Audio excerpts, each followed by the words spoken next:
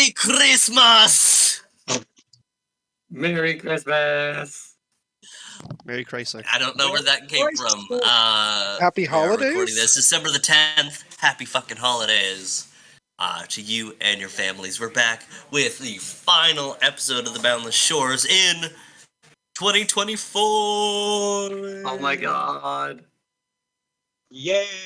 So, reminder, next week we will be recording a year's end paradise celebration, little get together, you know, maybe light a sparkler or something, I don't fucking know. Just to talk about the year we've had and, you know, the friends we made along the way and the story that we're still unraveling. Joined with me, of course, my name is Wes. I feel like that's obvious at this point. If you've clicked on episode 83 of a series, you should know who I am at this point, hopefully. And if you don't, why? Why are you here? Get out. Who the fuck is this hippie? Get out now. Yeah, I know, right? Join with me, of course. I have Chris. We have Owen back from his 2-week hiatus because his work scheduled him because, you know, this is his busy season. Yeah. We got James with the short hair. Shoutouts. I said that last episode and I'm saying it again. And then, of course, we have our no faces down there, whoever they are. No, I'm just kidding. We got Liam, we got Nate, we got Charlie, we got V. I have a surprise for everybody. The whole gang is here. This surprise is going to be very cool, very awesome. I am clean shaven, my boys. The beard's gone! Clean shaven! Big eyes! Bald!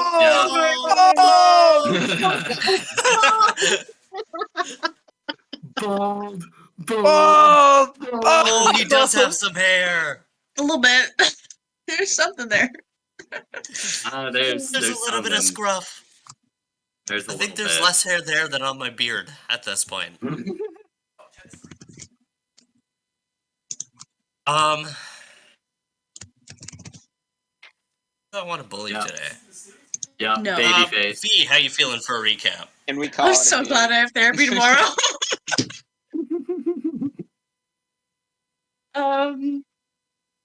Can I use a pass card today? Tell your You can do a therapist I pass said card hi. today as long as you do the recap for next episode. After the holidays. Next For the holidays. Yeah. You're gonna forget everything. You're gonna give me 3 Oh, weeks. and I'm gonna grade you on the recap, so you gotta Even gotta worse. write your notes if you want to use the pass for this episode. Oh, okay, I'll try. Oops, all of a sudden the recording got corrupted. Oh no, man! Shit. Okay. Good thing V Oh, remembers. Nothing's gonna be in order. Everything's coming back not in order is the problem. V always remembers. Oh no, the memories, they're dyslexic. Literally. Literally every time. Bro, we could be called dyslexics and dragons. I Yeah. attempted to name us that. Like, I attempted to. It was very close. So Tobin and Shalin, what's your character's name again? Ezekiel.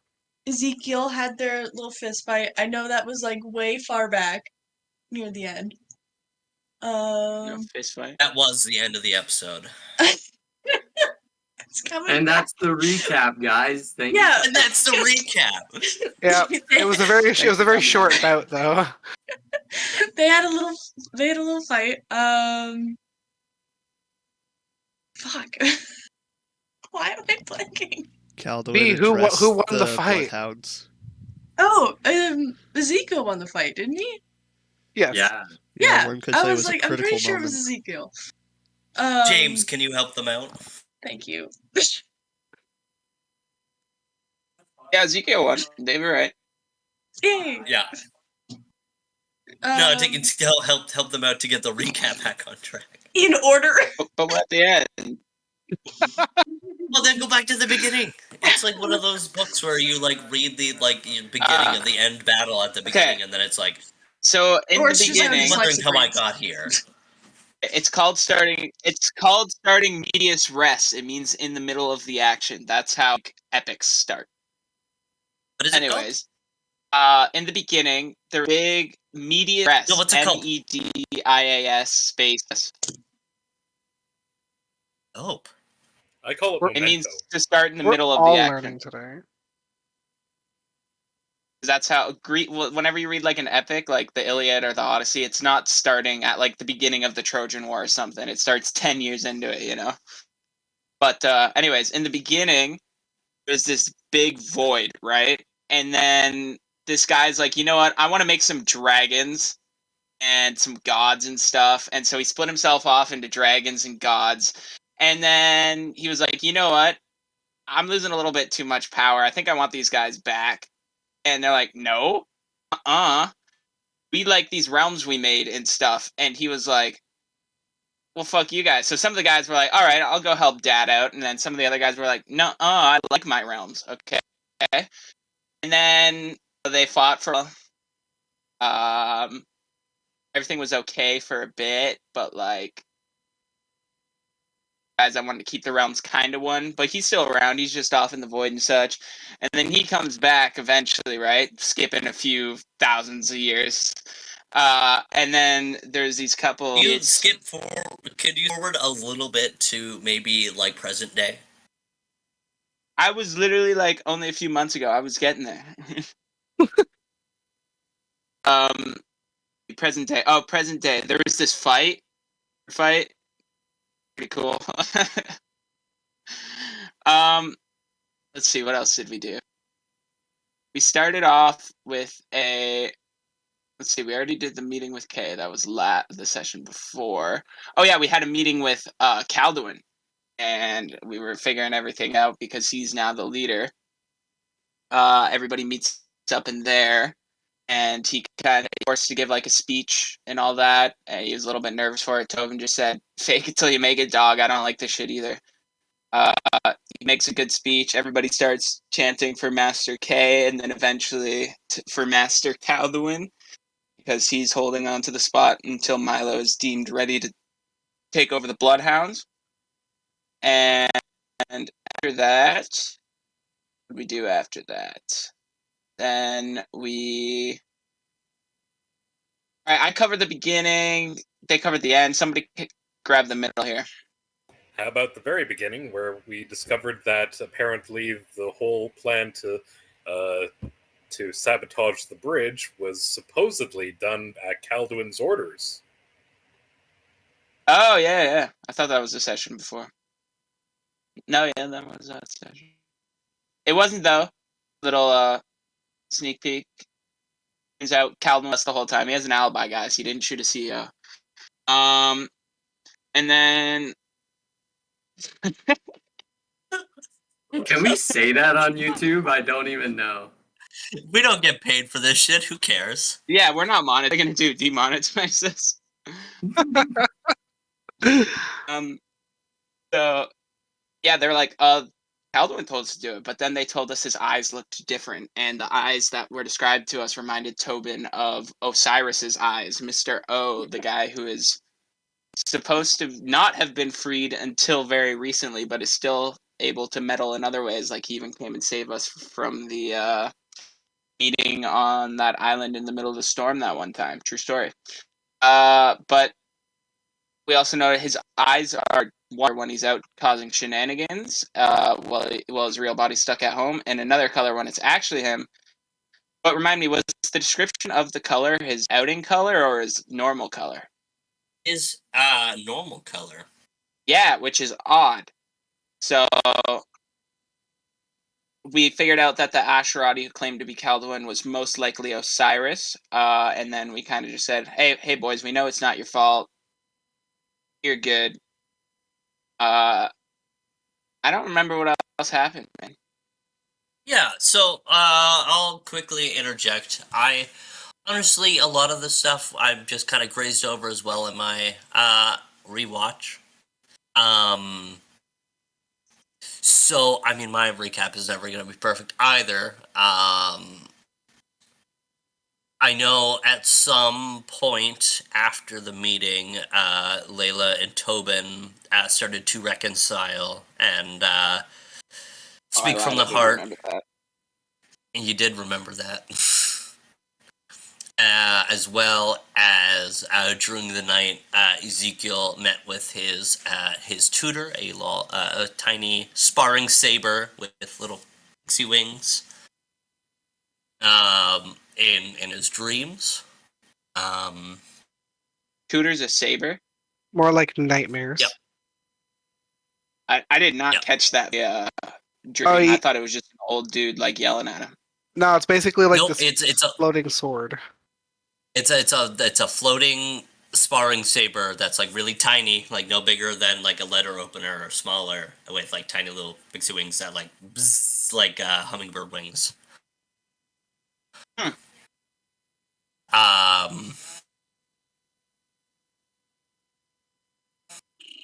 I feel like I'm forgetting another point. I don't think we had too much going on with Yonatan, as he dealt with a lot of his stuff the episode prior. I think honestly we covered the most of it. Does anyone remember anything else we're missing, or? Oh, for I you, am. Owen. Tobin got one-shotted by the new dude. Damn. Like 94 damage in like one attack, essentially. Before I- he was So, able to even roll, or before he was able to take his initiative. Yep. okay, if I'd actually good initiative. Yeah, no, that was I just rolled really stupidly well, and that's the only fucking reason. Better Also lucky has than good. really good equipment. That as well, yes. I can't remember if Jonathan.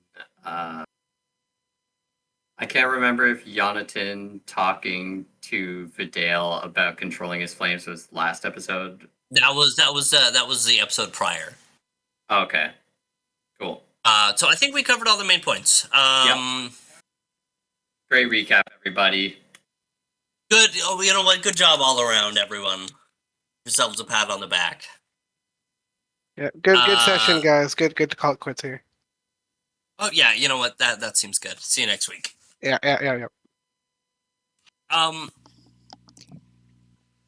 You know what? Since we haven't seen him for 2 weeks, we're gonna fade our episode in to a dark corner of the mansion somewhere where Urgolin has found some solitude, where you have been deep in meditation for days. After the chaos of Battle for Vampire Hill Manor,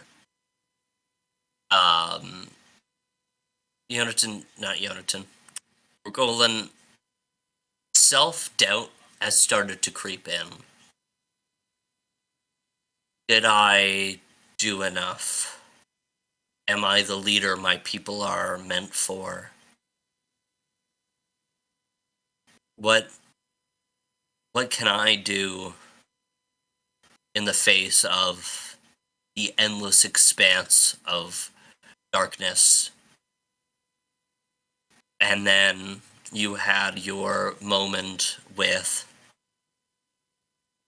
Anghor, where he was drilling you with questions, and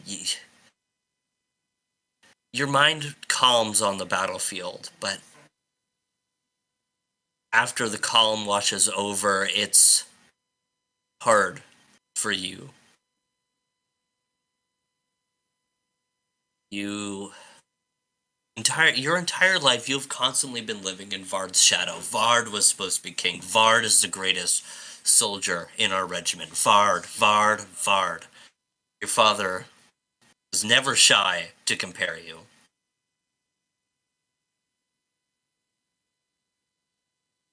We find Urgolin in a empty supply closet. Your steady cold breath exhaling as if you were back home. You enter into this meditative state in this familiar cold, the one that you've always known. Frost is kind of built up on your shoulders, across your Fort Obelisk robes.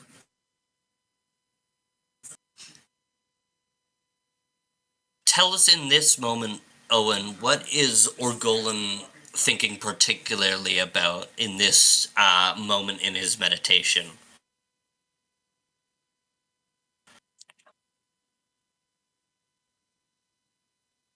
Argolan is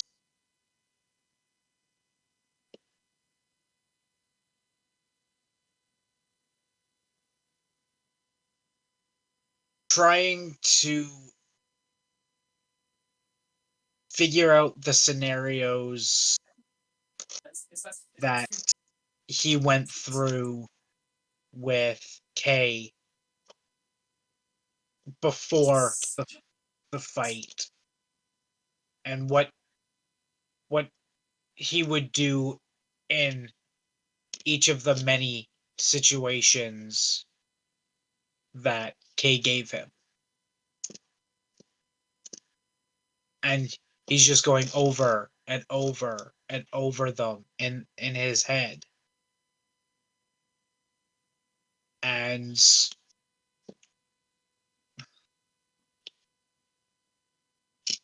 preparing himself for the next step. In Orgolan's mind, what does he believe the next step is? Or if he hasn't gotten to that point yet, you'd let me know, but does he feel a solid goal in mind?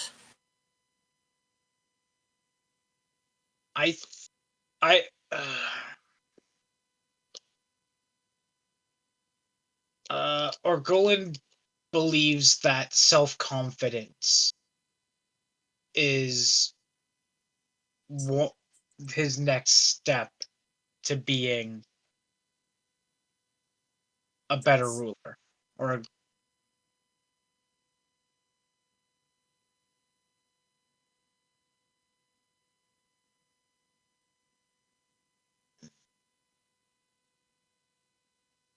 Orgolan, as you reflect and you reflect on these scenarios, you think of your fallen friend's face, uh, the lack of instruction, the lack of lesson, the one lesson that he did give you doesn't feel like enough. And as much as self-confidence is the next step, you're not sure where you can find that. This battle, the battle on your land, on your home away from home, was dire. The mansion is in ruin. Your friends are torn and lost in their own trauma. Yeah, Beckett's back, but it doesn't feel the same. There's a real knowledge of the risk that's involved in your conquest. The fear of failure, the bitterness of success.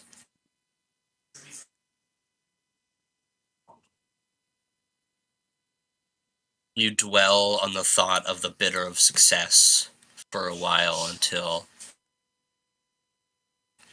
your trance is broken by the candle that's laying before you suddenly sniffs by, or snuffed by a draft in the closet that you're in. As you are brought back out from your meditative state and you breathe the warm, humid air back in as the cold leaves your shoulders. You dust off the frost that has grown there. Where do we find Orgolan going next? Argolan is probably heading to the kitchen to make himself food.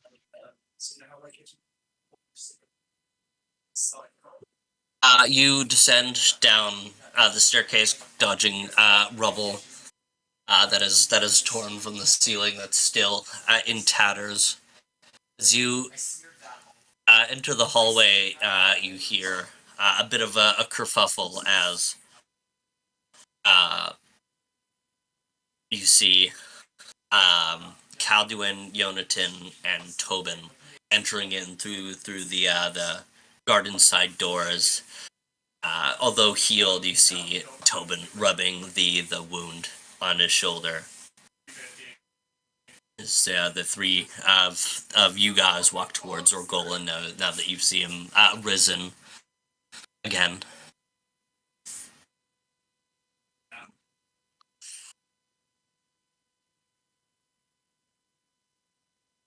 Guys,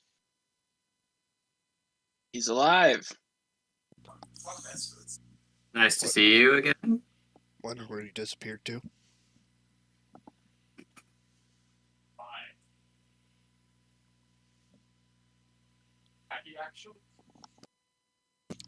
Orgolan wasn't there for the will reading, right?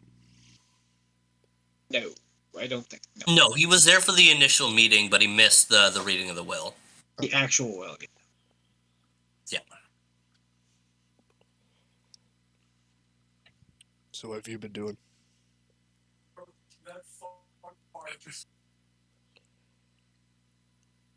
Just meditating, really. Did it help? Yes and no. But more yes.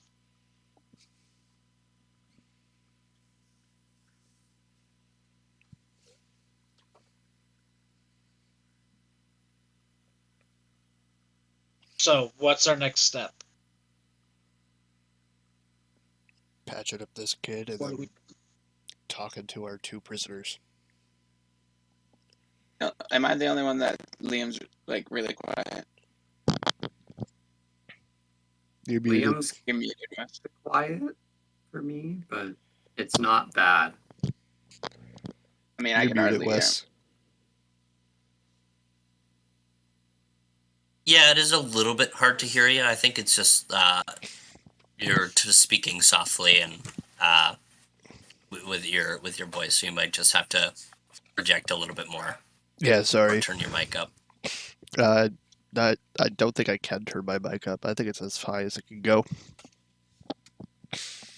I am under the weather, Then so probably just you probably just need to project a little bit more when instead of leaning on your as much as we love your Calduin voice. I think with you under the weather, it might just be easier for you to just speak normally. Okay. just yeah.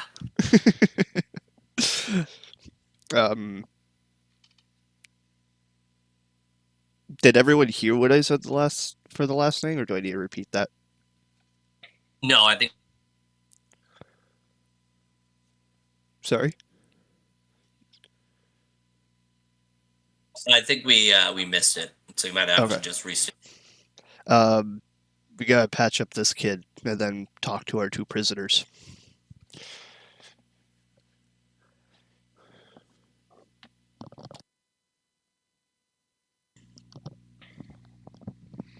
All right, then let's go.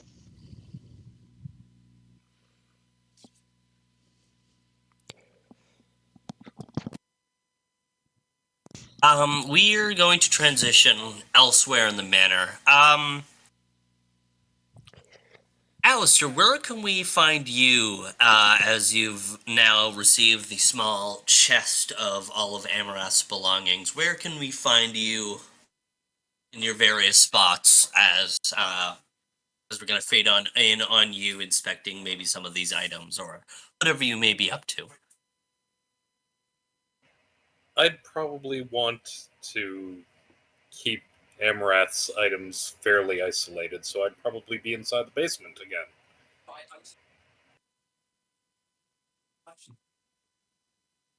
As you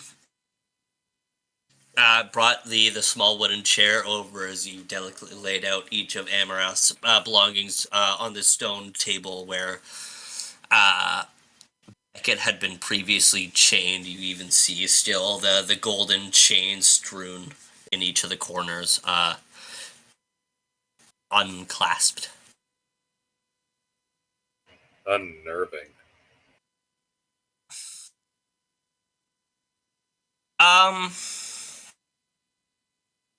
Let me just quickly pull up the list of stuff and things.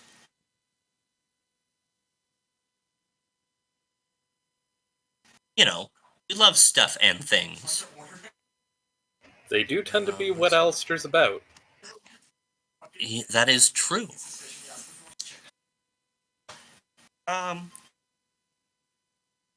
So, should I just go through all the items and see what you pick up first, or should I just go item by item? I guess we'll go item by item. So the first thing you pick up is a small mask made up of ivory of some kind of creature. It's made. It's shaped to look like it's shaped to look like a human skull, but you can tell by the bone density and the shapes that it is not of human origin. You have a small satin bag that, if you look inside, you see the remnants of what looks like a dog skeleton. I'll need to make sure that I purify this later. Throw some prestidigitation together. You find a cloak of resistance that has been severely damaged, but still could be repairable. As well as a monk's belt and a ring of evasion. You see that was once clasped around his neck. You see a small it's almost like a collar that has been bejeweled with ruby and a yellow stone and an emerald, as well as a shrunken miniature human-like skull that is entirely black. This looks like something that would be right up Ego's alley. He seems like the kind that would like collars along with that gas mask. He's a kinky fucker. That's what I'm gathering. The first time I met him, I was chained up. True.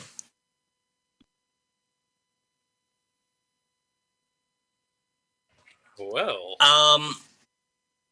yeah, what do you attack first? What do you inspect? What draws your eye? I think this is one of those times that, as much as I want to just be able to hand a few of these out to my compatriots, I ought to do a little bit more research first to make sure that there isn't an underlying curse with a good number of these, and maybe I should research how to properly build up a means of casting a detection spell that would actually reveal curses that could be attached to any of these as a rider. I'll need to figure out how to get analyzed Dwormer. Huh. Maybe there's something in the library. I mean, I seem to recall that the dragon seemed to find infinite interest in there. Huh. I guess that'll be my next stop.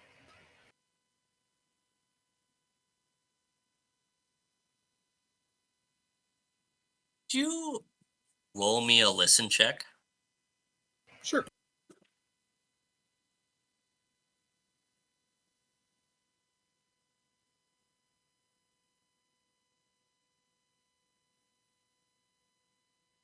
That is a 3. I hear nothing. You hear nothing. So next step would be to Kay's former study, now Calduin's study.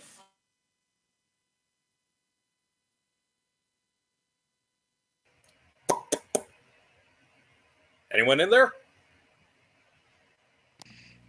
No? Alright.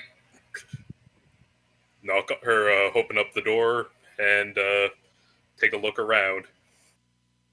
Calduin, would you have locked the door? Most likely. You try the latch and it clicks.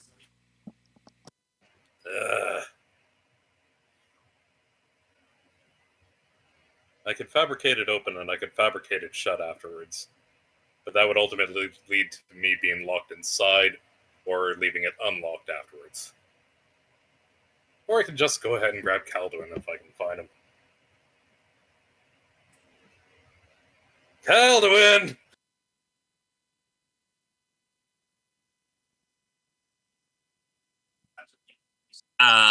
Calduin on the other on down a couple of hallways near the entrance to the Great Hall.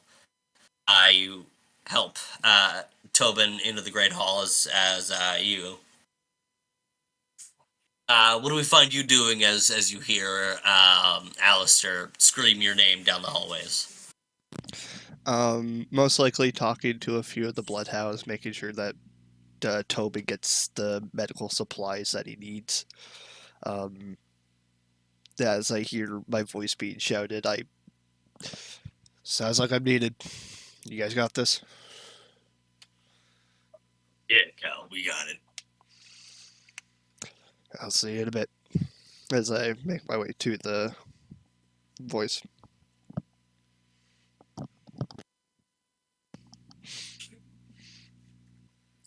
Calduin turns the hallway to see Alistair still wandering the hallway, shuffling a few steps. Calduin! Hey, Alistair, what's up? Perfect.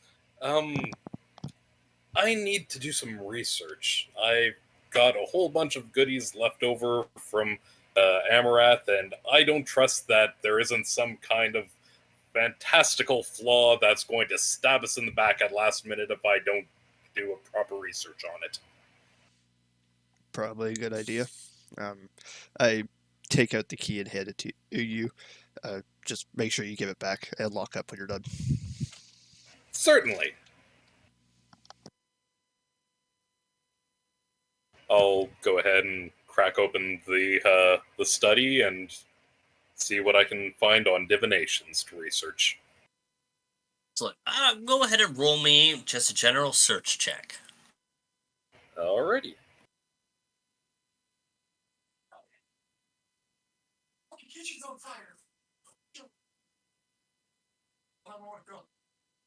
$39? We're gonna get back to your findings in just a little bit. We're gonna put a pin in that, and we're gonna transition not too far from where we left off. As we're gonna pick up after this quick break with Calduin going to speak with his brothers in arms, I guess. Give us 1 minute, and we will be back. One. So Calduin, who do you bring out for your entourage to go and speak with your people? Would Tobin still would take 2 action? Would Tobin be up to the task, or would he still be resting? This one isn't magic like a were-tiger bite. Like, I got healed up. I'm fine. Yeah, he should be fine if you want to bring him. You don't have to. We don't have to go through the process of asking people to come with you. Just who would you like to bring? Probably. Well, I know Alistair's busy, so probably just everyone else possible that's in the group. Maybe minus Ezekiel. No offense. Yeah, fuck that guy.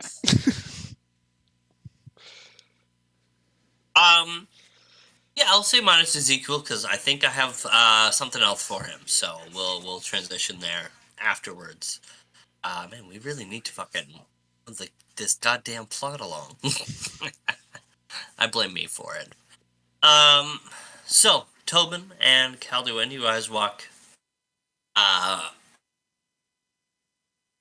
I imagine you probably wouldn't have a very lively conversation out as you guys are crossing the plains of the battlefield, where all of these mixed feelings and complications has been derived from. And so, do you guys have much of a conversation as you walk out towards the wall of stone encapsulment that Alistair created? I've held this off long enough. Yeah, I hope they're okay in there. I made sure that there were some modifications made. They should be taken care of. All right.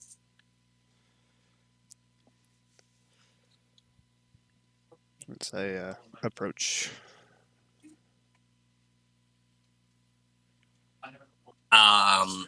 Towards the front, you can see like a little small, no bigger than maybe this slat with a small tray carved out onto it for when Mr. Kiriki would come and give them some food.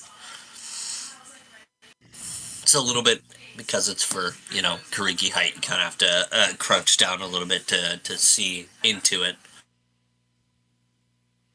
Or unless, or if you would like, Alistair made some modifications to it, allowing hinges and a lock on the side of the stone structure to allow you to walk inside.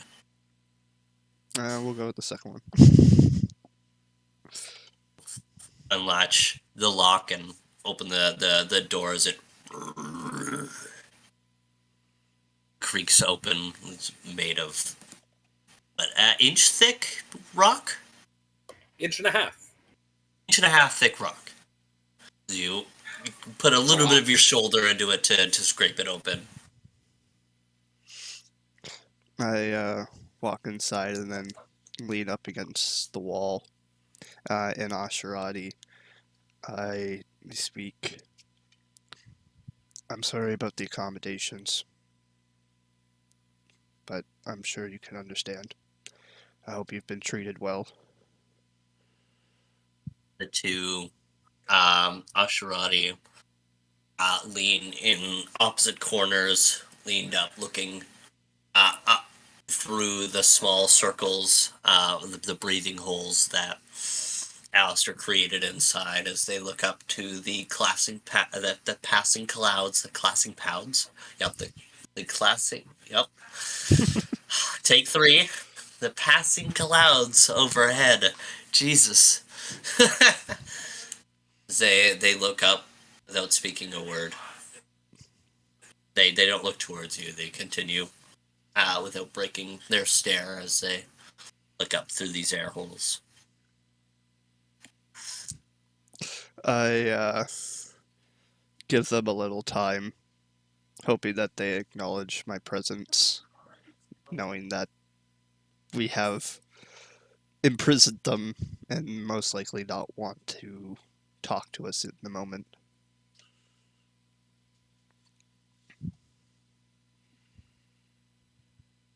You see the one on the left leans his head down, and as he kind of goes to cough into his arm, he in Asherati says, "Blood traitor." I'm not sure. And then yeah, the one on the right looks over. Isha!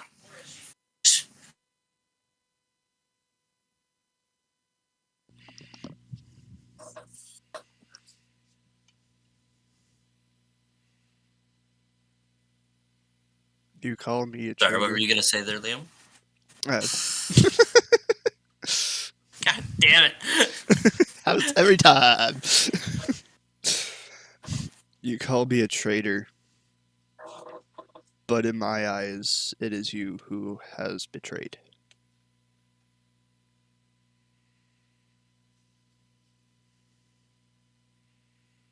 Volnar is our creator.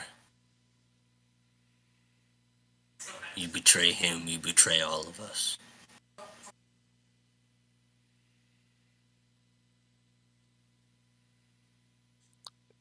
We grew up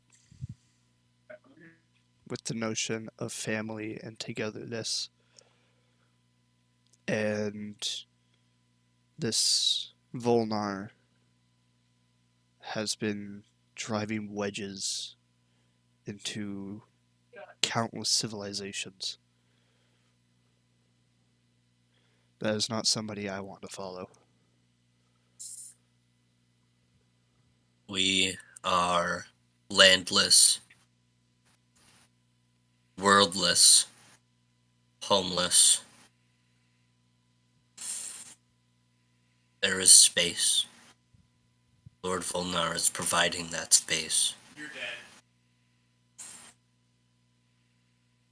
There's always a place in the world for somebody. I found my place and home in the Red Sea sands. Nope. Dang it. uh, The Ashen Sea. Ashen I even Sea, forgot it. thank I was you. like, no, you're right. Yeah, I was like, you're right. And then I'm like, no, wait, hold on. I was there with you. I was like, the Red Sea. No, that's a real place.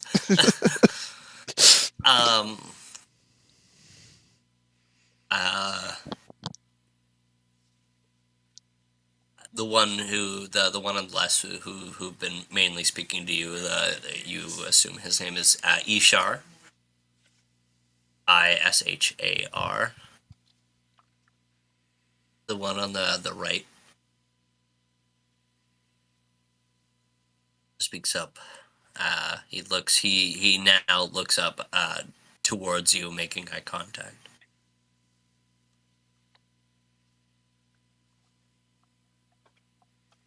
Our home has been ripped away from us. Your people left to rot in the desert, prejudiced, killed, forced to live off of a land that is barren. Is that living to you? Is that surviving? Is that the only place for our people? Lord Volnar has provided us with homes, with jobs, with a mission, a will to continue.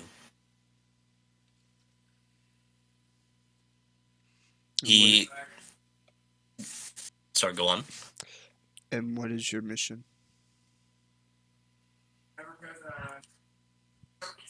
To come home.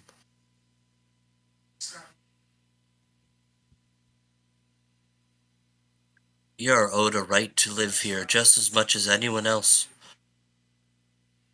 I agree.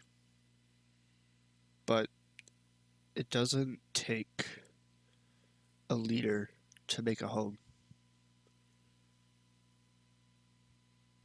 But it takes gods to isolate us, to forsake us. Your gods waged war on our homes too. And we were told that we would have a place on this, in whatever this is. But then, because we sided with our creator, our artist, we are painted as warmongers, vagabonds who should be trapped in an eternal desert. Yes, entirely. Volnar is our artist, and I will gladly give my blood as his ink. He raises, curls back his sleeve, revealing many, many scars, scarred over onto scars, similarly to the Ashrati woman that you met while you were imprisoned. Alduin.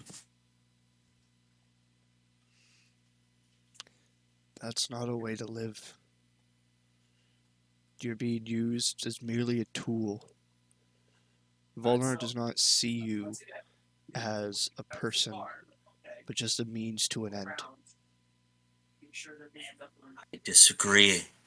He has built us homes. We live in a haven in our silver towers. Food free, healthcare free. We are free to explore our arts, our food, our homes, and our families. Most of us don't have to work unless we choose to. Most of us don't fight unless we choose to. I chose to come and put my stake in this land that I'm deserved.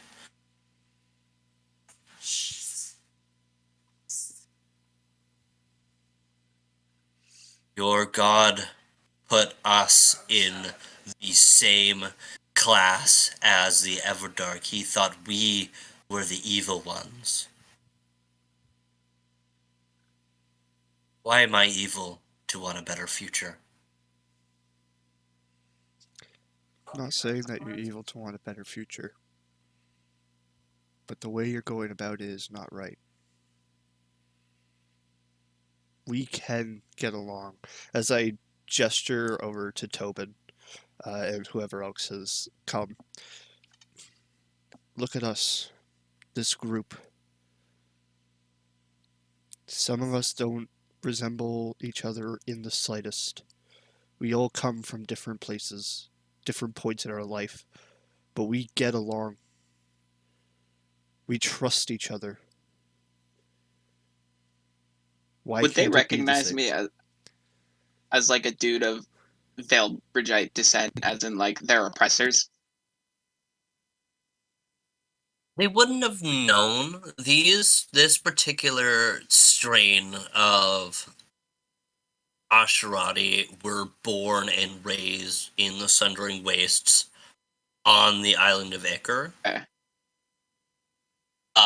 They've only heard tales of their, like, honestly, to even to these Asherati, just like to the Valduin's people are ancient. They are bedtime stories to scare you. Okay.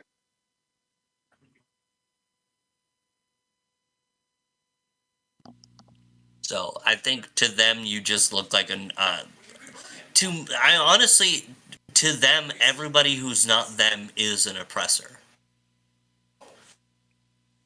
Yeah.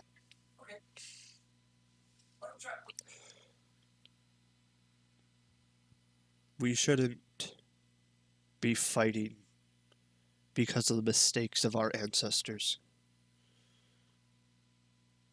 It is up to us to build a better world, one where everyone can get along despite their differences.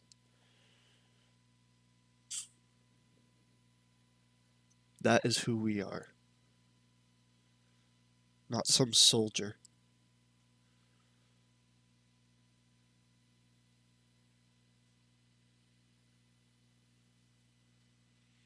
I chose to fight because no one else would fight for us. You wouldn't have known of us if Lord Volnar did not bring us to this world.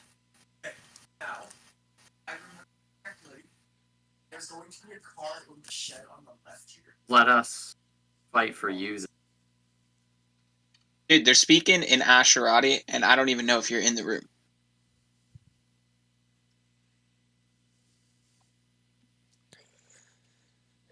Sorry, my bad.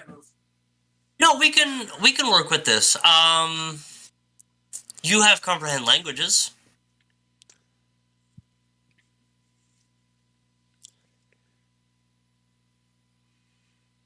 I also could be translating as we speak.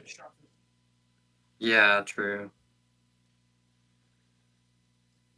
That could too. Okay.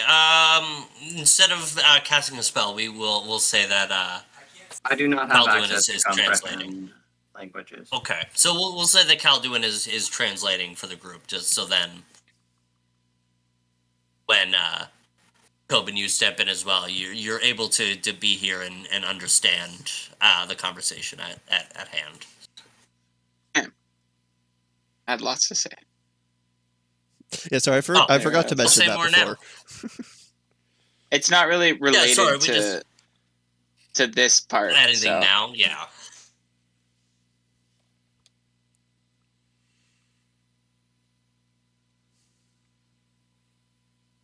Help us understand.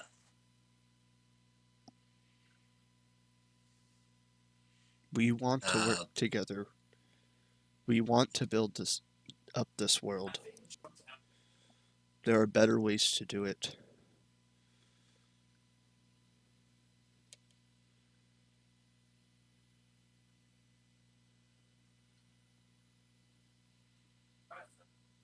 The one on the left, Ishar, speaks up and says, I don't want you to understand. I don't need you to understand.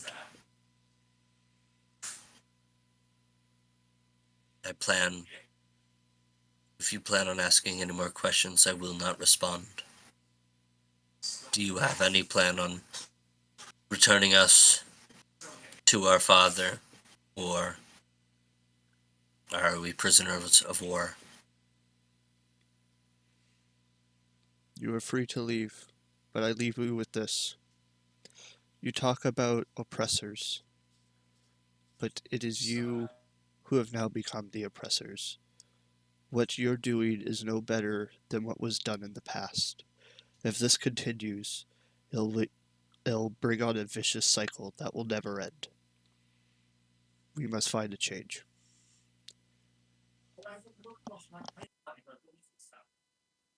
Sorry about that. You are closed-minded. I am sorry. Flashlight does nothing to this guy. He buries his head into his arms as neither of them seem to want to converse any further.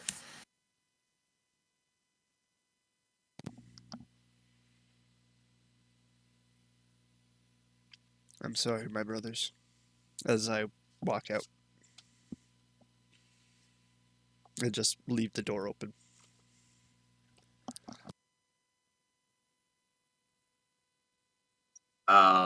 Once everyone is out, I am gonna close the door and lock it again.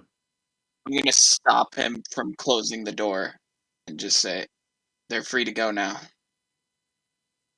Oh, okay. My apologies. Don't keep prisoners of war. Yeah, sorry. I was gone there for like 2 minutes, so I didn't know what was going on.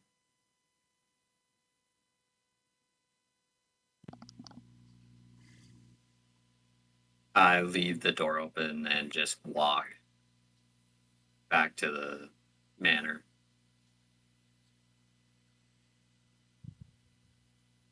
Valnar's got too much of a grip on him. Yeah. You're absolutely right. They're now part of a scheme that's no different than what happened to your people in your time. I just hope even a Must hurt. fraction. I just hope even a fraction of what I said sticks with them. Even just a little bit of hope could change. Yeah. It concerns me. If this is how some of the Oshirati are acting, then I can't imagine what the people of Eris might be going through under Volnar's control and influence.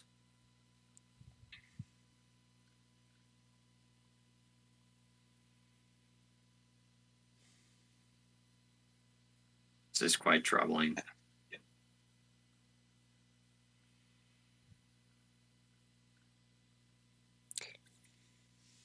For now, we've got more pressing matters. Yes. Yeah. Isn't that always the case? I make my way to the manor and try to meet up with Becca and everyone else. Owen looks up to the sky Um, and wonders. He looks up to the sky and then he wonders. Yeah. Elsewhere, Ezekiel, you, long after everybody has left the training grounds, you are left with your thoughts sitting on a bench in the change rooms. You have your sword, your shield, and your helmet leaned up against the wall as you sit and stare at your equipment.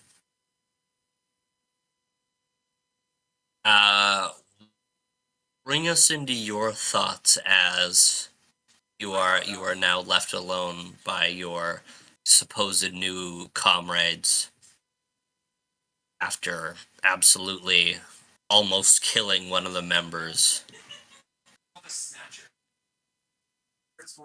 Bring us into your thoughts. Yeah, sure. So Siegel's thinking to himself, and he's just thinking, like, I know I was told, like, to not go all out. I didn't mean to, like he's just kind of having like a little bit of a panic attack, and he just keeps sitting there, and he's like, oh God, they're never gonna accept me properly. They're never, like I'm never gonna become like who people say I'm destined to be. Like he's just kind of sitting there panicking with like with tears welling up in his eyes. You hear a small buzz next to your head of your tutor, and now that we're bringing it to him, I'm blanking on the name that we had for him. Oh, Ara heal Narmasil or something. Narmasil, yeah, Narmasil. Um, Professor Narmasil buzzes close to your head. Congratulations on your victory, Herr Dialek. You have shown them that you are ferocious. They have no right but to accept you into their ranks. You have done well. Yes, but didn't I go too far? Didn't I end up wounding him too severely? One who places themselves in front of the blade is often going to get hurt. Ezekiel, do not feel pity for those who are lesser than you. The blade is your birthright. But he's not lesser than me. I just got him by surprise. I'm sure if he had, you know, if he had reacted in time, it would have been a much different interaction. Then he would have met your shield. Do not worry, those inferior races will never have the same prowess as you will. It is only natural. I suppose. I mean, I guess I can just get up and honestly, I guess kind of walk around, see what this place is about. You must become familiar with your new comrades. They must be afraid of your power, no? I suppose I don't want them to be afraid of my power. This power is supposed to be like my ability and my strength is supposed to be working alongside of them. They shouldn't fear it. They should, you know, like Fear, appreciate it. respect, What is the difference?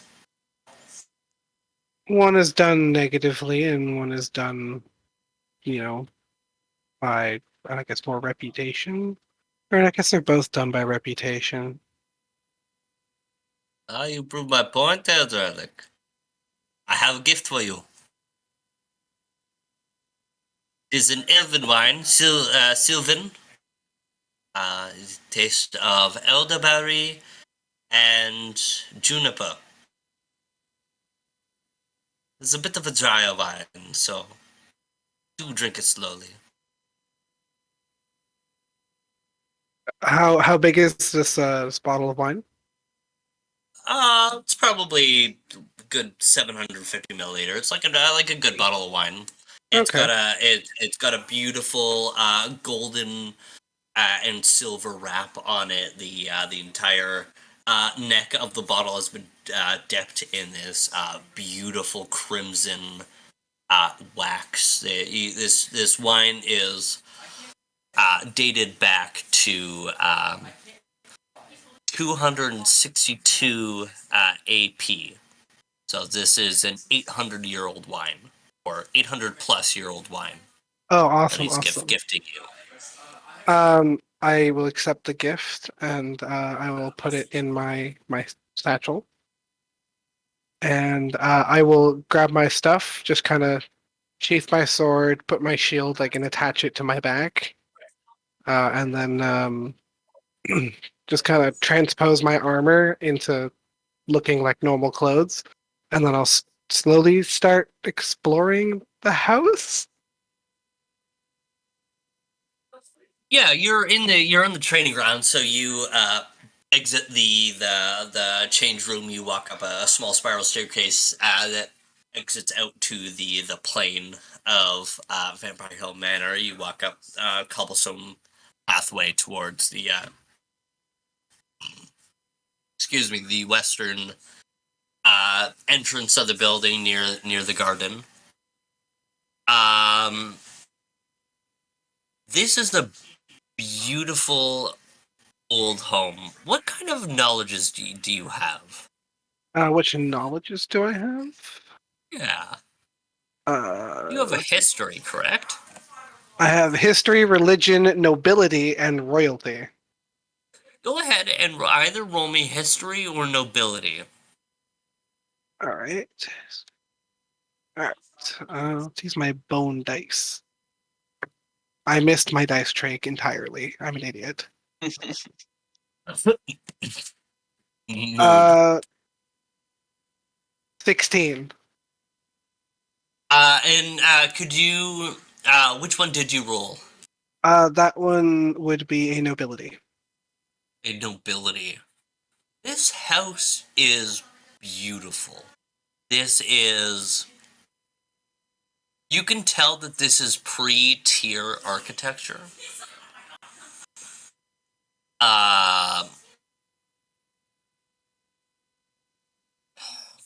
What would you have known? Yeah, you have lived kind of nearby Black Mirror, so you would have known about its history. Black Mirror is an island, obviously right off of the coast of the Darien Empire, and it has been subject to a lot of land claims between the Republic of the Farhaven Isles and the New Darien Empire.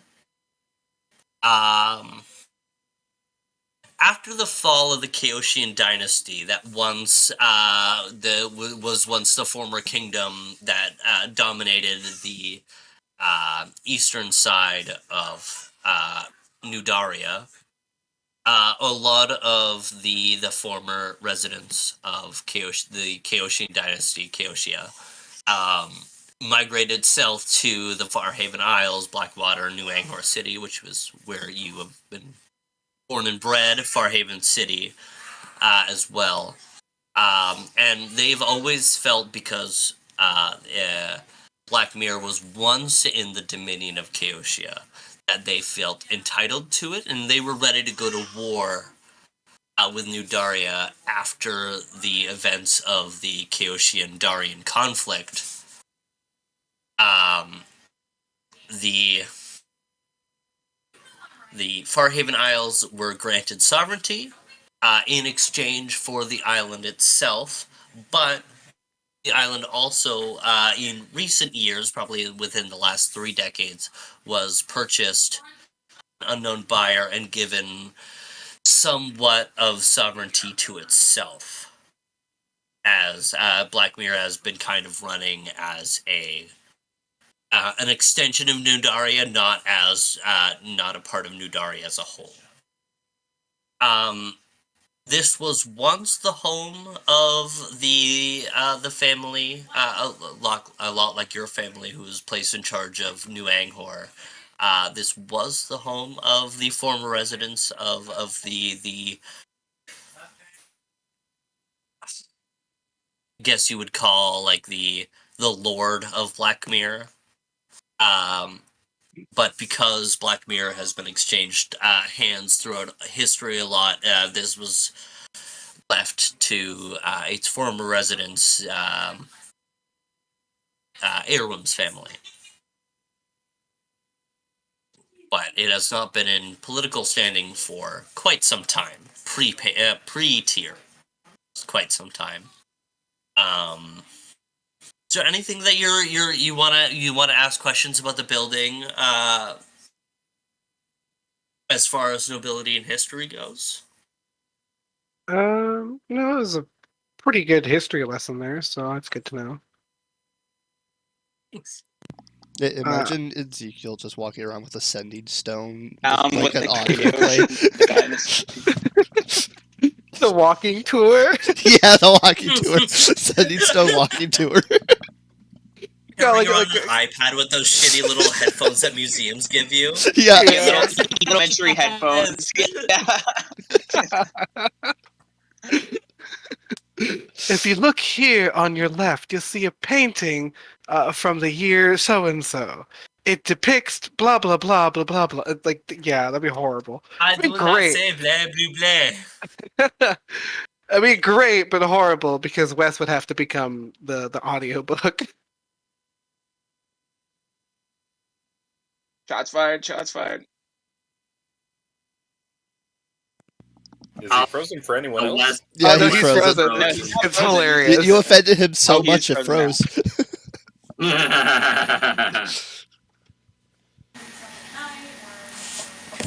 It froze on your flabbergasted face. It was fucking great. The good thing is, Taylor It memes. froze on your flabbergasted face. That was I could do a great. fucking audiobook. I mean, of just the history. Yeah, an audiobook on He's the one who wrote history it. of the Boundless Shores. Yeah, but like just of specific locations. Yeah. True. Make it an He anthology. wrote all of it. See, I want to write a book, but I feel like I want to explore another project. So if I were to write a book, I don't think I would do it about the Boundless Shores. That's fair. So I was just gonna kind of explore the house right now and just kind of wander around aimlessly. No sense of purpose. But if I do run into one of the party, I would ask them where they keep glasses, like wine glasses.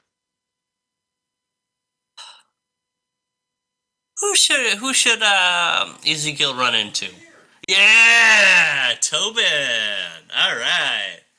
All right. Ezekiel, Ten you wander around with Snowman. your iPad and your shitty little museum iPad. headphones. As you walking around, see Tobin rounding a corner from one of the shallower hallways.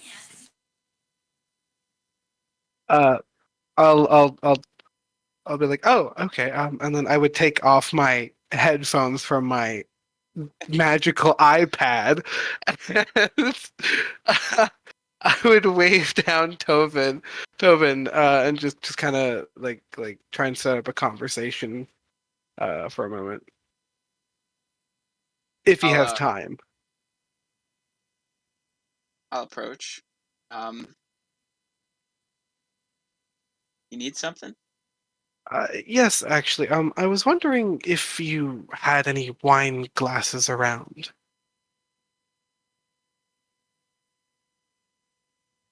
I'll kind of look at the bottom. May I? Yeah, sure. I reach into my bag and I pull out the bottle of wine. I'll hand it back to him. Gesture for him to follow me. I'll show you the glasses. I have a couple questions for you. Regarding my wine or regarding me? I'd say they're connected. I'll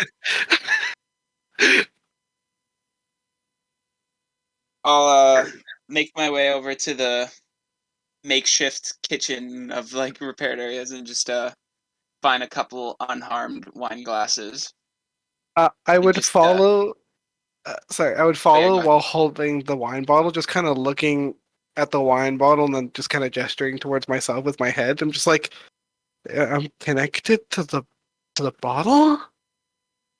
It just dumbfounded, trying to figure out the logic behind it. That is it, and I'm just following you like an idiot. I'll grab some glasses, set them down, and then just kind of gesture towards the glasses, like Yeah, pour ups. They just kind of like gesture to them, like pour it up. yeah, and I would start. I would pop the wine, and then I would start to pour.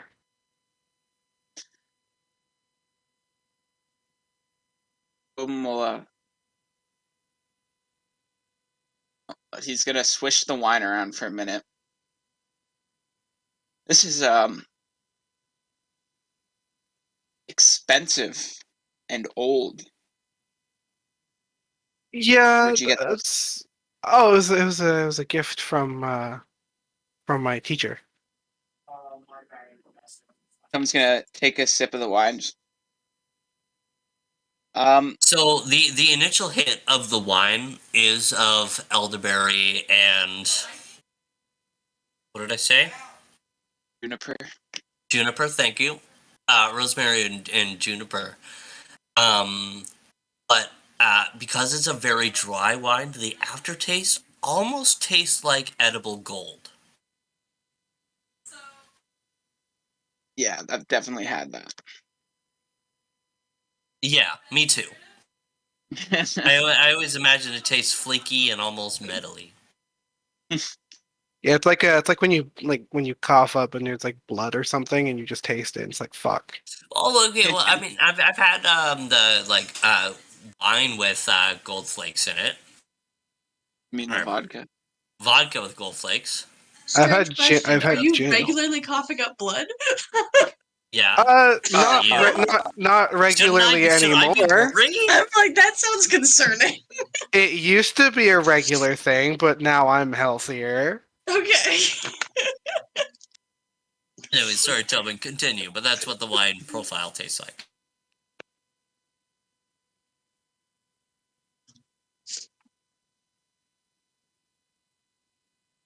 How long have you studied the blade? Um, Pretty much my whole life. Since I was just an itty bitty boy, I, you know, wanted to do something with my life. So, uh, on top of all the studying that my parents put on me and schooling and all that stuff, I worked on my swordsmanship. After that, I went to school and became a knight, and now I'm just trying to find a purpose.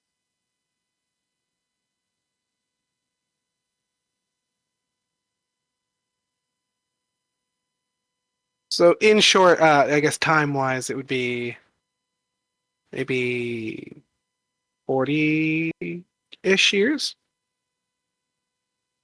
Oh, yeah. maybe a little longer. Where did you say you were from? Sorry, scrambling through paper. New Anghor City. New Anghor City, yes. I'm actually from New Anghor City. I've been there. So what are you, some sort of ability? You could say that.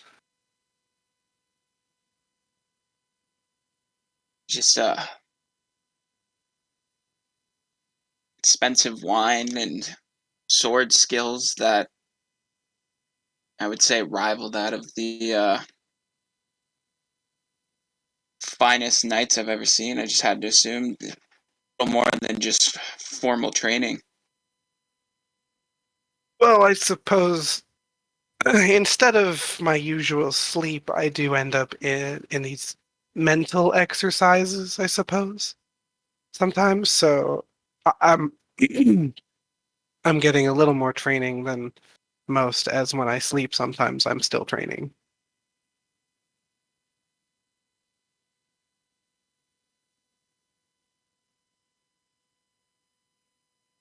He'll take another sip of his wine. Listen, don't take my reaction personally. I just the way you were able to just immediately find the gaps in my armor and deal such a devastating blow, it was impressive, but it was also terrifying in a way. Not that I find you terrifying. I wouldn't say I'm all that intimidated by you. But the skill with the sword is impressive. I appreciate that. These words from someone like you is it's more than I could ever hope for. Well, I don't know about someone like me. I've only really been using the sword for how long have we been together at this point? It's been the better part of a year, but you've also probably been studying the blade from your father's shop maybe since you were 15? Feel like I can handle my backstory here. Thank you. Yeah, go for it. I was just like taking a guesstimation. You of course can, put any flavor No, on I know. that, I'm just but being a like dick. we've been together for the better part of a year.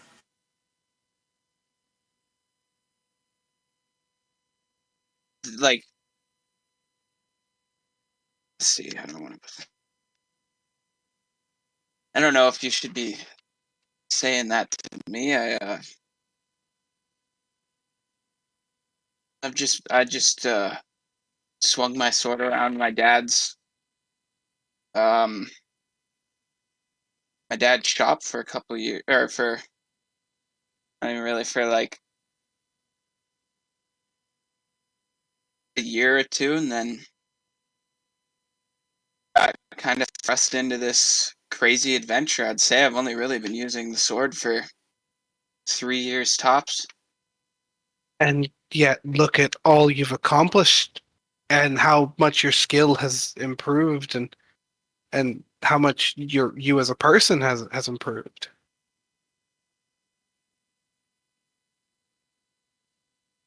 You know, the reason I agreed to fight you is because I feel like you can tell a lot about a person through the exchanging of swords. It's it's something I figured out soon after being thrust into this. Let's call it adventure. I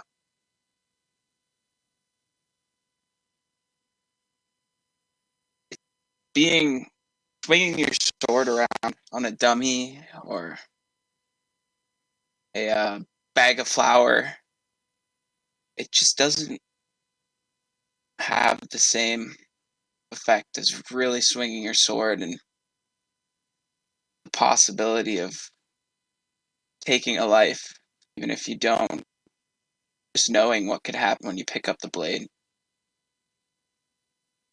It is quite exhilarating, I agree.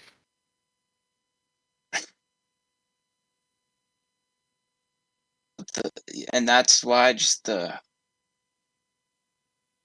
way you moved, it's done. I didn't even have a chance to react, so I guess this is just a long-winded way of saying I have nothing against you. I've just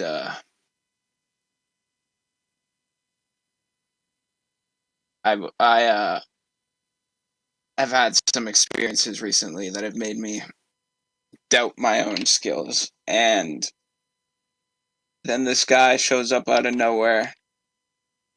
Expensive armor, expensive bottle of wine. Kind of raise a glass to him, take another sip. I also take a sip.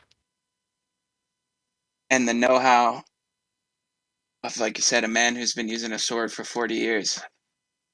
But as much as you just overshot, you weren't trying to kill me, and I didn't sense any malice in your blade. I still have to get to know you, but I don't see a reason why you shouldn't be able to join us our next quest. You see a small smile on Ezekiel's face. He reaches out his hands and like his hand for a handshake, and he goes, "I know, like I agree with you. Crossing swords with someone tells you a lot about that person, and I want to know more about you and the rest of your crew.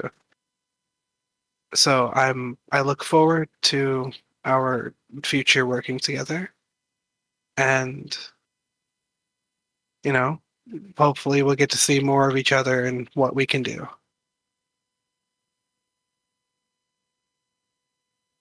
Almost size you up for a couple seconds, and then just put his glass down on the table and shake your hand. Tobin Raymond. Hmm. Ah, I'm Ezekiel Drylight. I know we had brief introductions, but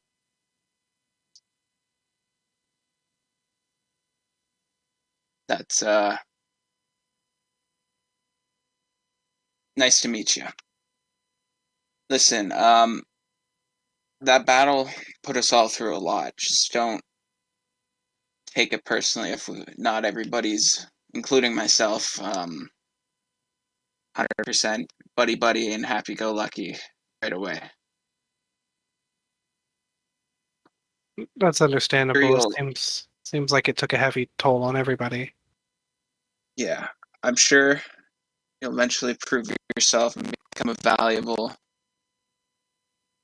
teammate and possibly family members. Just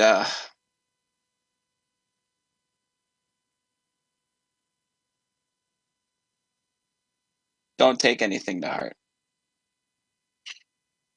Of course, and I appreciate your patience to deal with something like this in the midst of everything else you're dealing with. So, Right.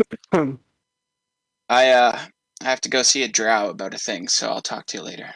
of course, if you ever want more wine, feel free to ask.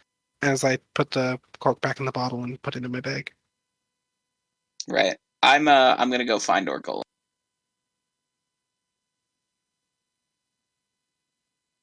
You're muted.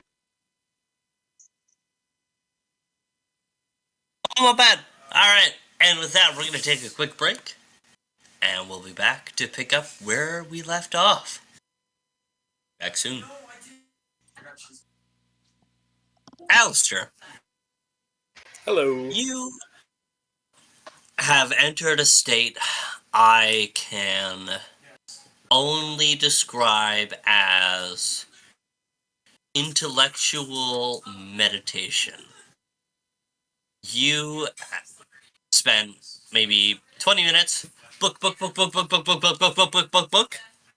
sat in one of the comfiest chairs with stacks of volumes beside you as you read. Alistair, what kind of books are you reading? What are you learning? Bring us into what you're studying right now.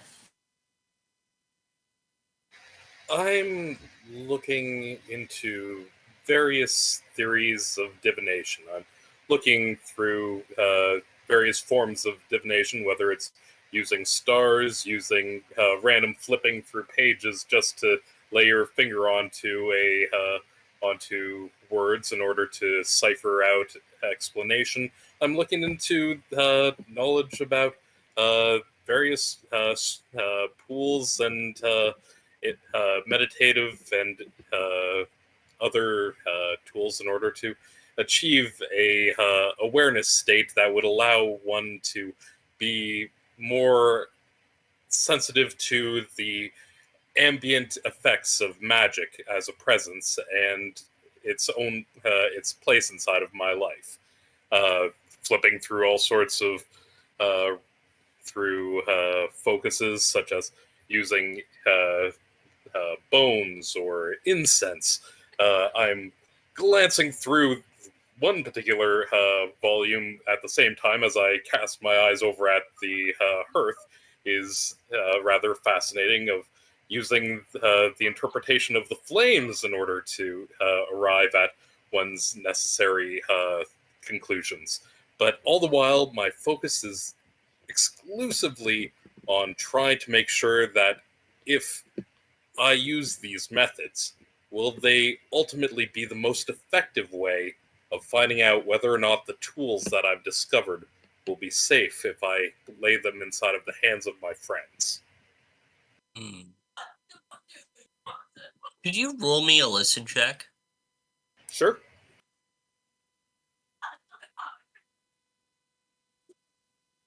That's an 18. You read your endless books, soaking in the knowledge. You have all of Amarath's instruments laid out on the coffee table in front of you. As you read a passage of the cleanification of unholy objects, you hear dull whispering.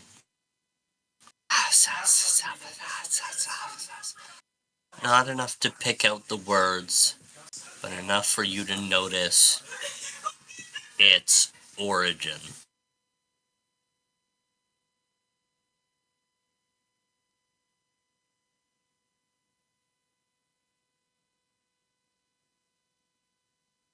Its origin, the small, shrunken, dark skull seems to be whispering towards you.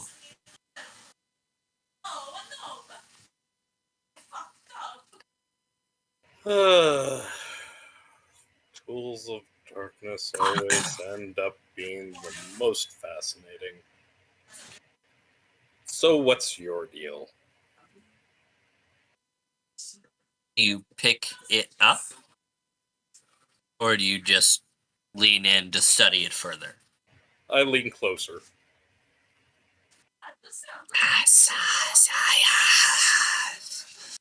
The whispers begin to grow louder as you lean towards it, studying it inquisitively. This item, above all else, maybe other than the mask of bone, seems to...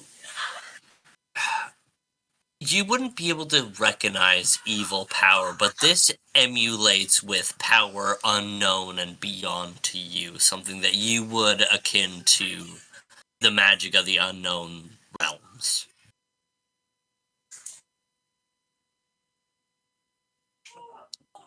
Little skull friend, I don't know whether or not you can truly comprehend my words, but I'm going to assume that you at least are well aware of the position that you are in.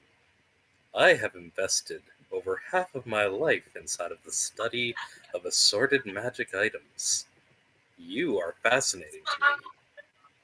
This is not good for your well-being. Things that I'm fascinated by, I take apart. I learn what makes it tick. And believe me, I have spent long enough dealing with matters of darkness that I feel as though this could be a very fruitful venture for me to understand everything that you could provide me. All I need to do is start taking you apart layer by layer as I thinly scrape away each and every inlaid rune within you so that I can get to that mysterious center.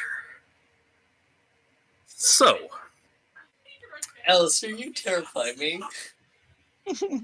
the alternative is you can work for me, or you can be components for me. I do look forward to whichever response you give. Believe me, it would make my day.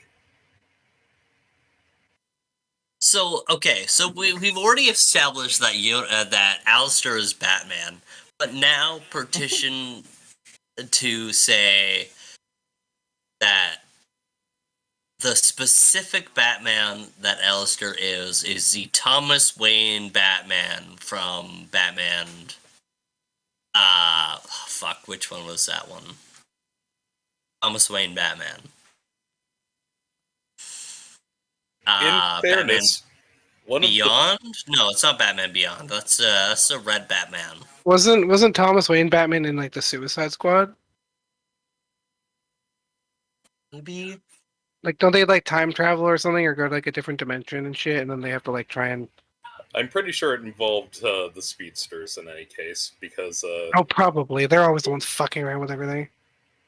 if I remember properly, it was a matter of them messing around with Barry's past in order to end up messing around with the ultimate affairs of the Waynes, wherein Martha ended up turning into Joker. God damn, how many? Yes, you're so right. Okay, that is from the Flashpoint Batman. Yeah. Oh, it is Flashpoint. That is Thomas Flashpoint Wayne. I was gonna Batman. say, You how many guys are so Batmans do they right. fuck with Shout this out Bat- to you guys. I had to Flashpoint Google that, but it is Batman. the Flashpoint Batman is Thomas Wayne, which is the more fucked up, killing people Batman. And in fairness, when you were giving me the opportunity to select my list of preparable wands, one of the first spells on that list that I chose was Bestow Greater Curse from the Demonologist prestige class, I believe.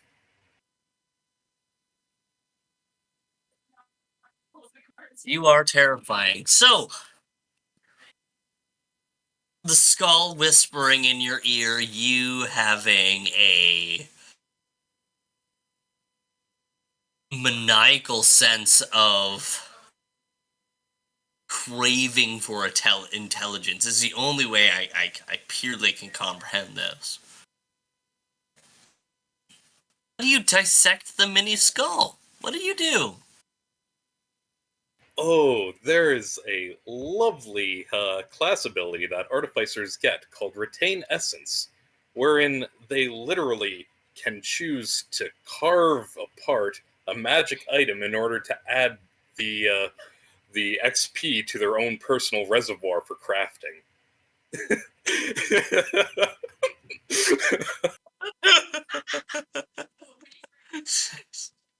Shut the fuck up. It is a class ability. They get it, I think it's level 3 or 4.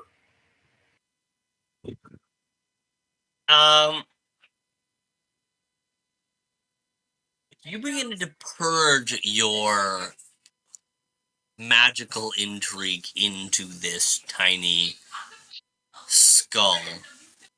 Roll me a knowledge arcana. Okay.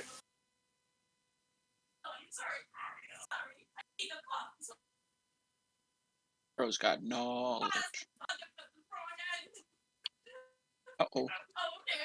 Knowledge. That is a of 40. Fucking magic items. The 40? I have a 23 Yeesh. plus a 17. Yeesh. Nerd. Nerd. Heck yeah. The first thing you notice will be that this is a skull of Unhollow. So wherever this skull goes, in I believe, a 40 feet diameter, the entire site around it is considered a unholy site, which would explain why, while near Erwim, while near Erwim and Amarath, Chandra was able to fly through the hollow spell that Yonatan casted without any... I don't know what the word I'm looking Consequence? for is. Consequence, thank you. But you purge your mind in, and as you understand what this skull is and what it does, flashes of images, memories that you might deduce it to be, enter into your mind. You see a workshop not all too dissimilar to the Poison's workshop, one of alchemical origin. You have an image of a clock tower that is extruding some sort of spell from its tip. And the last image is of a large wooden door, one that you recognize in being within the town of Blackmere. So you put these images together in your head. It's the clock tower within the city center of the town of Blackmere. The tower that was once owned by the lore keepers in former years, that has been bought by an unknown buyer. These images of this clock tower enter your mind.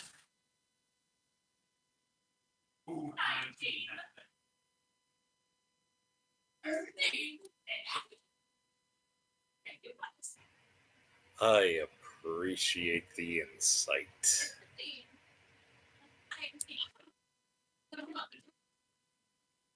And with reasonable confidence that the other tools are otherwise unmaligned by the forces of darkness, plus or minus the death mask.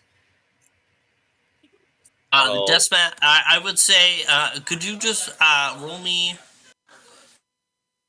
no, you know what, in that case, I think you would cast Detect Curse.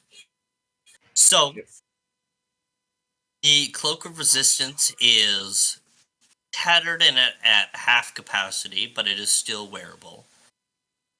The Ring of Evasion strongly glows with a curse. The Monk's Belt has been all but destroyed. The Mantle of Spell Resistance still remains at full power. The Mask of the Skull glows with considerable cursed magic, as well as the Dark Skull. Alright. Well, I might as well add them to the workshop, because what I might be best with doing is trying to repair them, because even the damaged Cloak of Resistance, I can attempt to repair it at half of the market cost.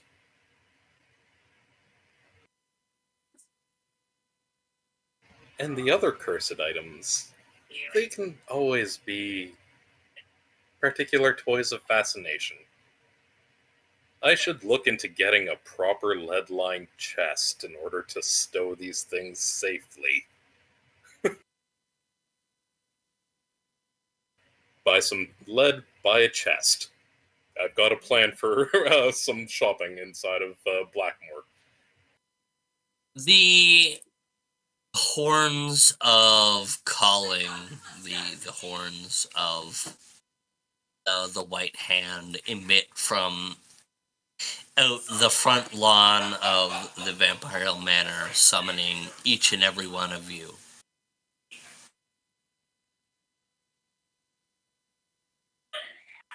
The Arena will stand upon the porch beside Mr. Kiriki and Milo. As you see the separate parties, you see the party of Vidal, Safiri, Layla, that plan to head towards Palos. You see Tyrael and her offspring preparing flight and migration back towards the mountains of New Angkor City. You see Halor, Gwaine, and Varys locked in conversation. If there was any a time to have a final word with any of your friends in this moment, now would be the time.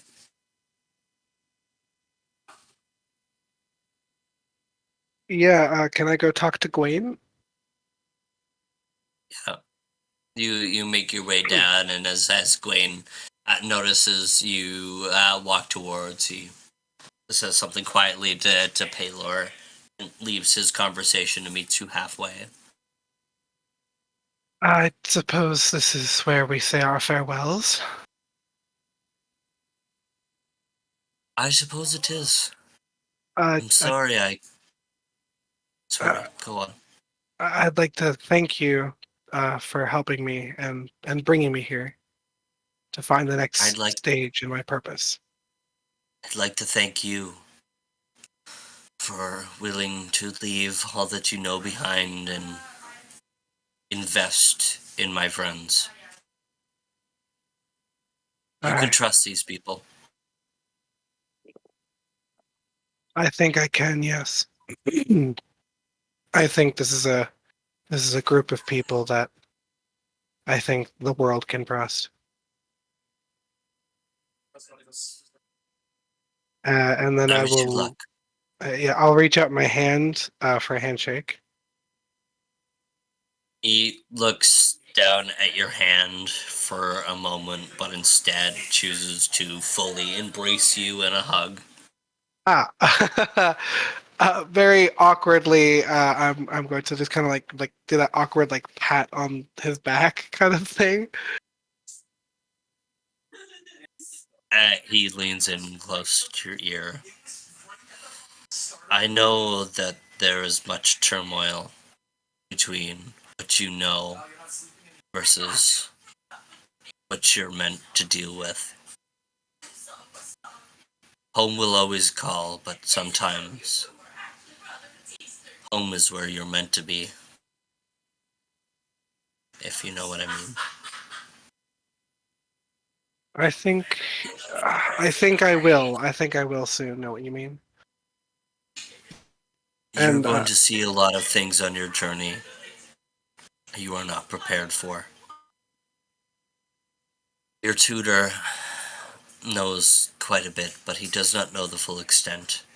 He does not have the empathy in his heart that you do, that I know you have. Yeah, he's racist. Kinda. he's also very elitist. He's so elitist. He is very elitist and kind of racist. Yeah. Oh yeah. Oh yeah. It's like your old grandpas who served in the war. Inferior races, kinda. Yeah, true. True.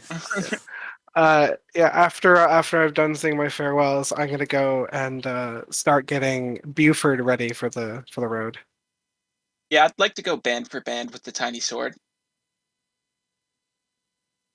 I think we win right now.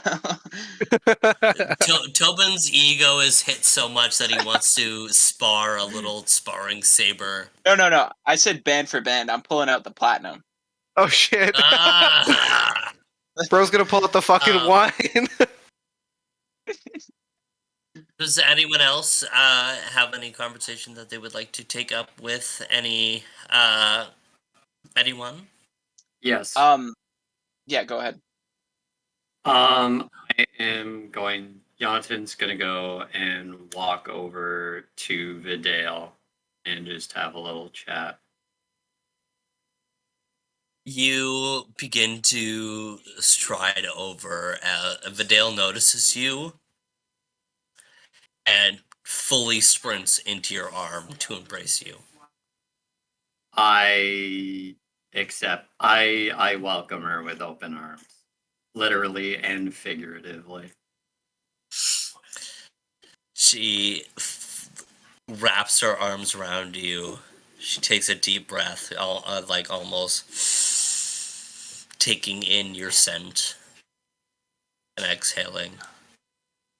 I'm gonna miss you so much. Yeah, I'm gonna miss you too.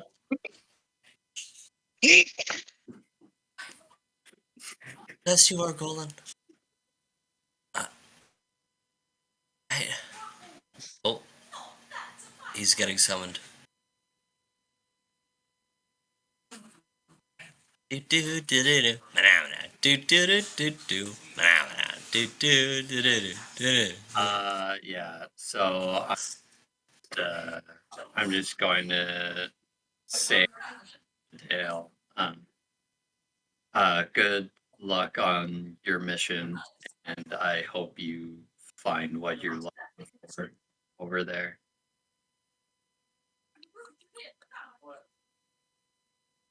Yo, be safe, please. I know whatever you're gonna get yourself into is far worse than whatever I'm gonna get into. Please be safe. I can't lose you. I can't afford you. I can't afford to lose you. So you be safe as well.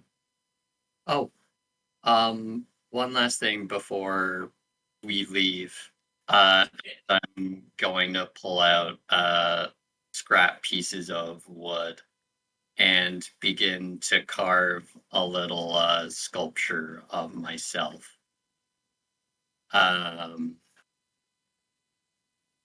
Would you want me to do a wood crafting check or?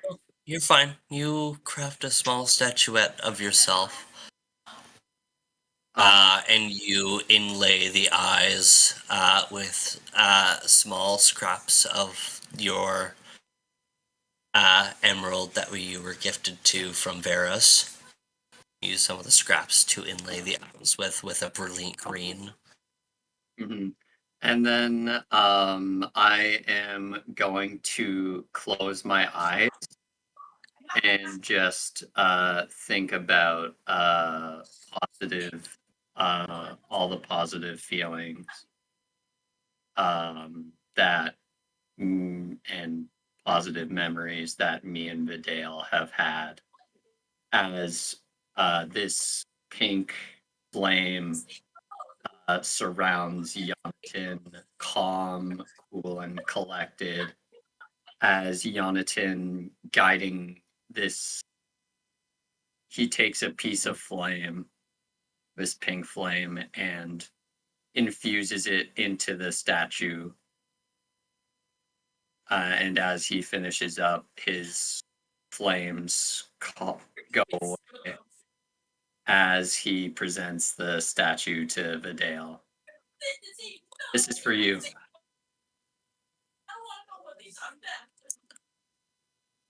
She takes a moment and looks. You could tell based off of her body image as these pink flames grew around her, her anxieties grew but then lessened as she recognized the passion of your flames.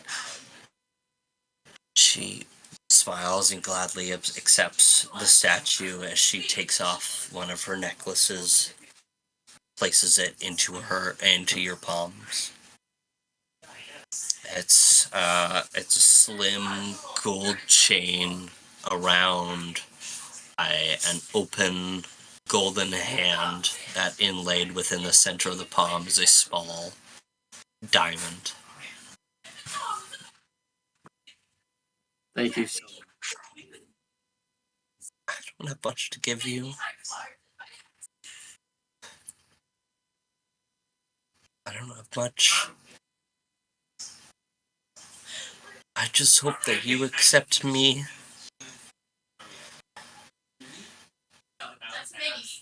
I do. I more than accept you. I'm more than always have you around. I'll always love you, Jonathan. I'll always love you too. She As embraces you one more time and kisses your neck. Just holds you for a moment. Do hear Safiri's voice behind you. It's time we make a move on with the light. I'm going to reciprocate and just give her a loving glance as I go back to the rest of the group. As you separate and walk to your immediate party, as she looks back to you and melts one more time. I'll always love you.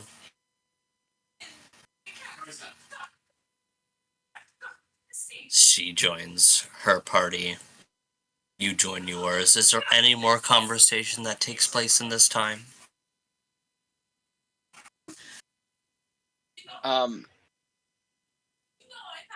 As they're leaving, as Saphir just called them, as they go to leave, I want to lock eyes with Layla and just hold out a pinky for a smile.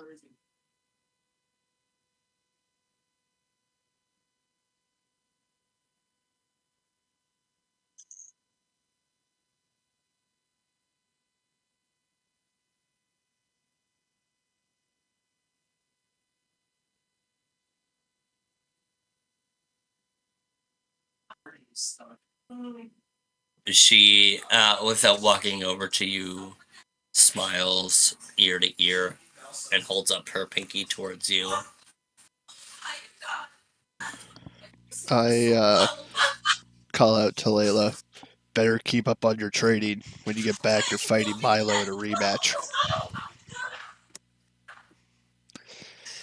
I'll do my best.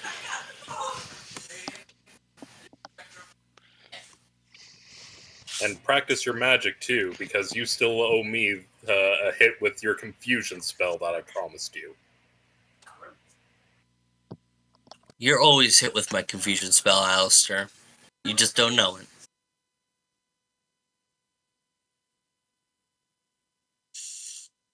Goodbye, Adenowl. Goodbye, Toby.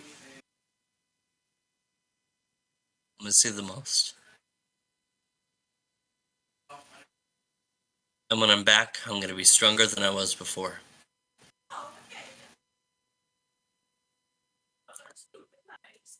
Good luck, you guys. You too. You as well. Remember your promise, Toby.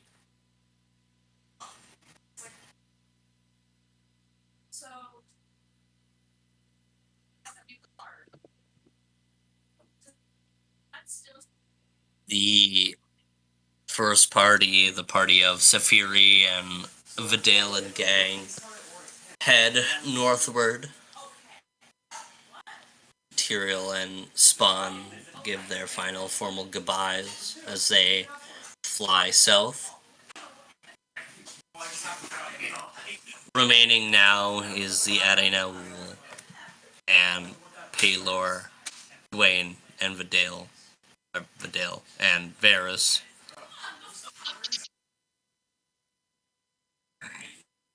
You see Paylor whisper towards Gawain.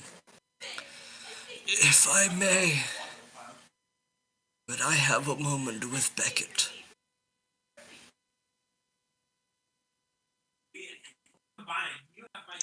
Sure.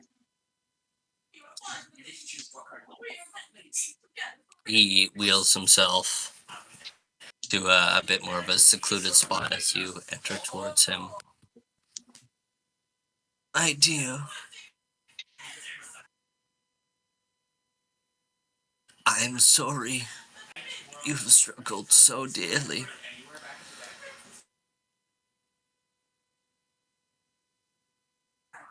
You're a bastard. I did not realize the anguish my siblings have caused. I'm sorry I have not played a further role in your mending. All burn.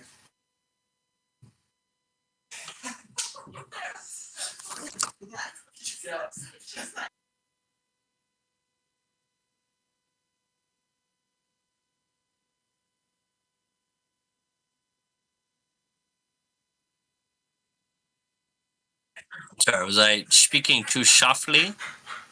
No, you're good. I'm Oh, trying to think of okay, something. cool. Sorry, I was just making sure that you actually heard me because there's Yeah, a bit of no. background noise.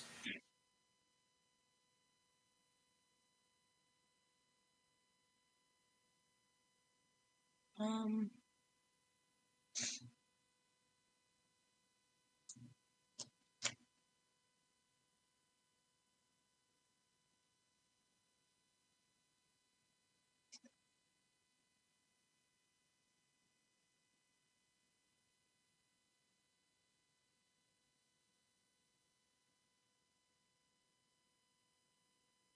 Yeah, Beckett, do not be afraid to say that you are lost for words. If I was in your position, I would feel the same. thank you. Yeah, I'll be honest, I don't know what to say.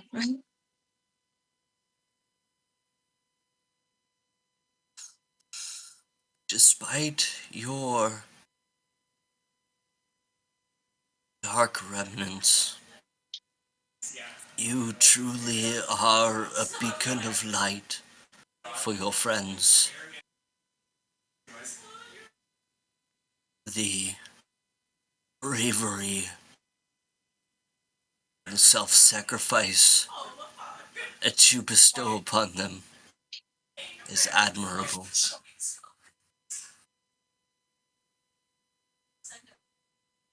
Thank you. I appreciate that.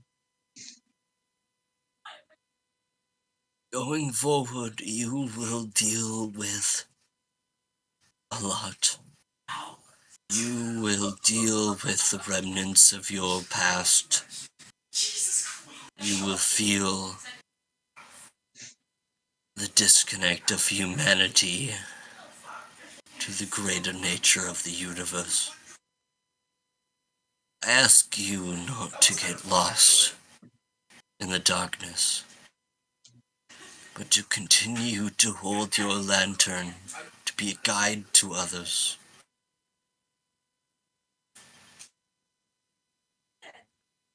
I can do that. I can do that. I know you will, child. I'm sorry you have been dealt the cards that you have.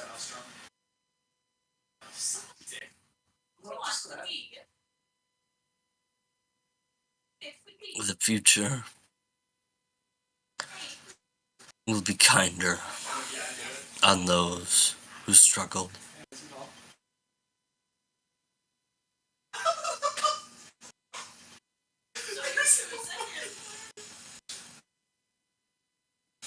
Now, go achieve your destiny. Rediscover your hometown and love it as you once did. I don't trust you, Ephraim. I really don't. She smiles and walks away.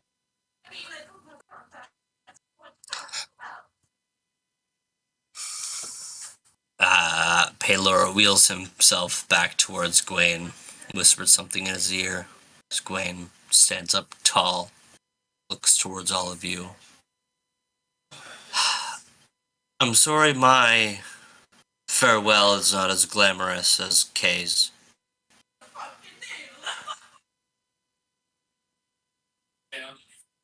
I want you to understand that I will not see you until it is all over. My time is called. I have served my duty, and now I leave it all to you. My legacy, my drive, my humanity. It's all yours. You are the last line of defense for our people.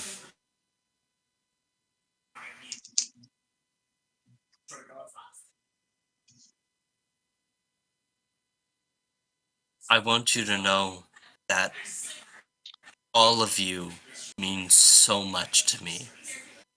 Whether I've known you for 12 hours or 12 years, you guys are my friends. And I hoped that I would see it all to the end.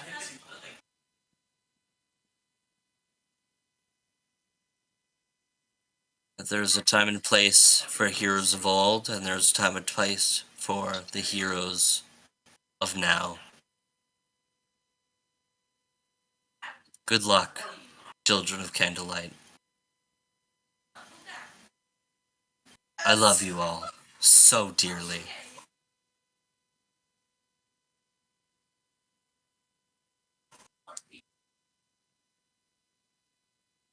I drew the fucking I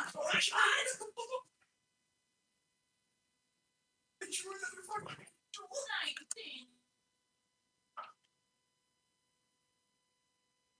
This is fun. It's actually. With that,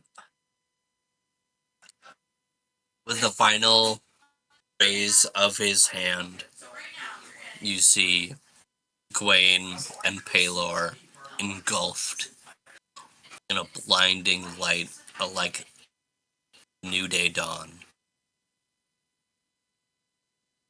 And as the light vanishes, so do they. Returned unto their homeland, the second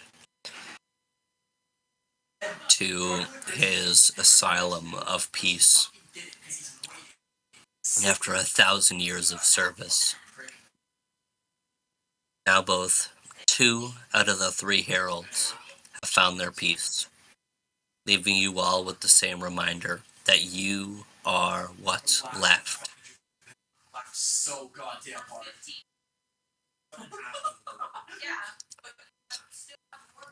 Varus gives you one more look. He smiles and nods as he transforms from his humanoid form into his long, cylindrical Chinese worm, green and gold scaled form as he spirals up and takes off into the sky, leaving, for the first time in a while, the Adina Wool, along with their friends Milo and Kiriki, alone at the manor. How do you all proceed?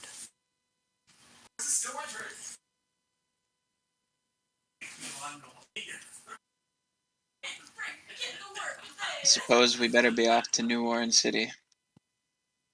Not much time to waste. Agreed. Lots. Go ahead. Go ahead, what? Oh, I thought you had something else to say, and then I talked over you. No, it was your turn. Yes. We should get going immediately. I look at Milo. Keep care of the place while I'm gone. Test. Leaning over to Milo. I will take care of our home as if Master K would. And who knows, maybe Mr. Kiriki will teach me some magic. He gives you almost a half-baked smile, but enough to show you that he's optimistic.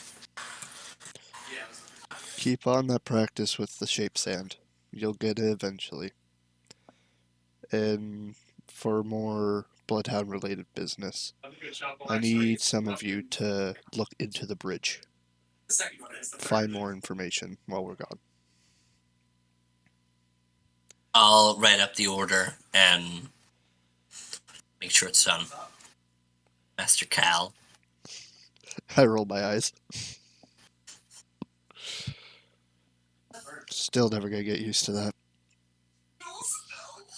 I'm sure you will.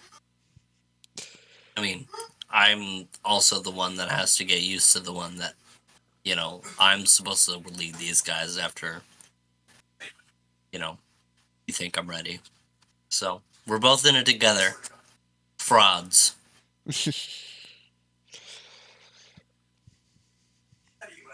We got this.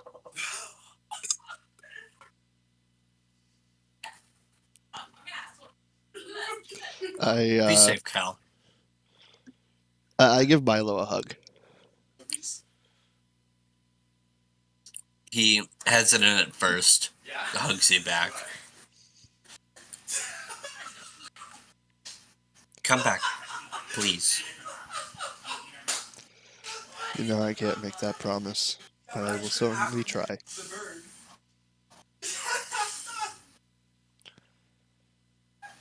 I know. Good luck. You too.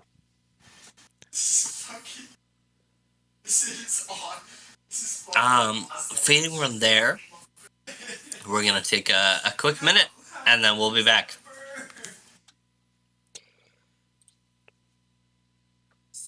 The Arenaul, aboard their cart, set off on their journey towards New Warren City, with their first pit stop being Mr. Osiris's Blood Moon Inn. Of course, they stop and do a little bit of shopping, which we'll cover next episode. The cart, now being led by two workhorses and Buford, make its way up past the bridge of the Pirate Ghost and up through the cave entrance and along, now riding upon the road upon the mainland of New Daria. It doesn't take you long to reach the old township of Old Durham and the inn of the inn. But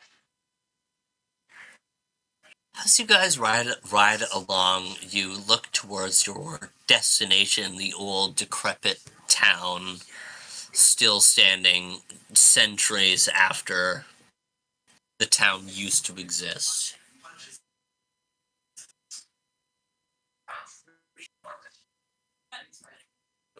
Let's say Tobin and Calduin, can you guys roll me a spot check?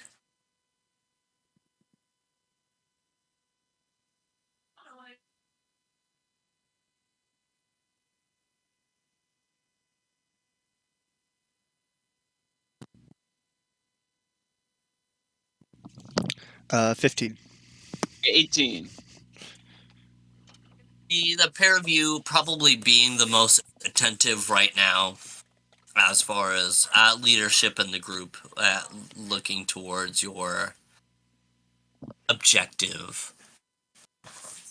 You notice instead of seeing the decrepit tavern of the Vampire Hill, of the Blood Moon Inn, whatever names, you look towards the old township that has now miraculously disappeared. The old uh, buildings, almost shed like this town of outlaws, and instead placed where the vampire where the Blood Moon Inn was placed stands a tall spire of dark stone. I knew As, it. I knew that was his spire. as a spire, a lot like Jeshima or Cavallus's, stands prominently in the space that the Blood Moon Inn previously was inhabited with.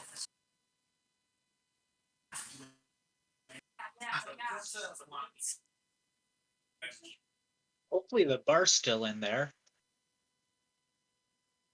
Because I could use a drink before climbing that. One track mind with you, Argolan. What do you say, guys? Do we go in there? The last spire we went into needed a complicated key. Do you think he'll just That's let us true. in? I think he lives for the chaos. As if he's even home. I'm All right, then I sorry. guess check it out. What? Oh, this is Spire. You ever heard of the demigods? You do any history, religion, legend? You would be familiar with the demigods.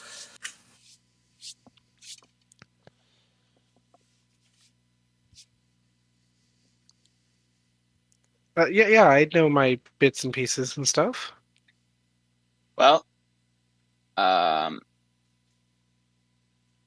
they're very real and very active in the world. There's Jeshima, happens to be my mom.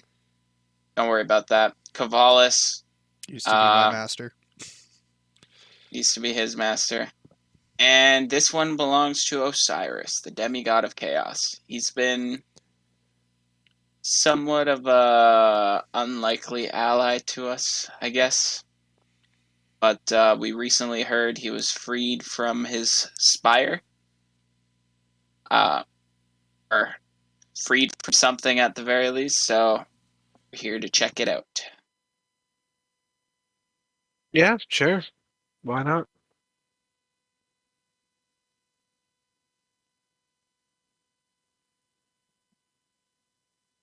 You In all all fairness- timidly go In on. all fairness, I wouldn't let us in. With the history of what we've done with spires in the past, just saying. You all enter towards the tower timidly, parking out front. The main stoop looks almost like it did with the staircase up to the main porch platform, and then the large double doors onto the tower. Do you? Yeah. What do you do? Do you enter in? I Do tried you the not? doors. The door unlatches freely as you swing open one of the halves of the large double doors. What do I see? As you open the door, you hear a call of excitement, almost as you enter through the doors, seeing streamers of multiple colors and decorations almost for a party. The interior is exactly alike it was in the Blood Moon Inn. Now, as you notice it, the large towers overlooking the main area now finally make sense in the space that you're in. These large towers and the roof seating up and past in floors.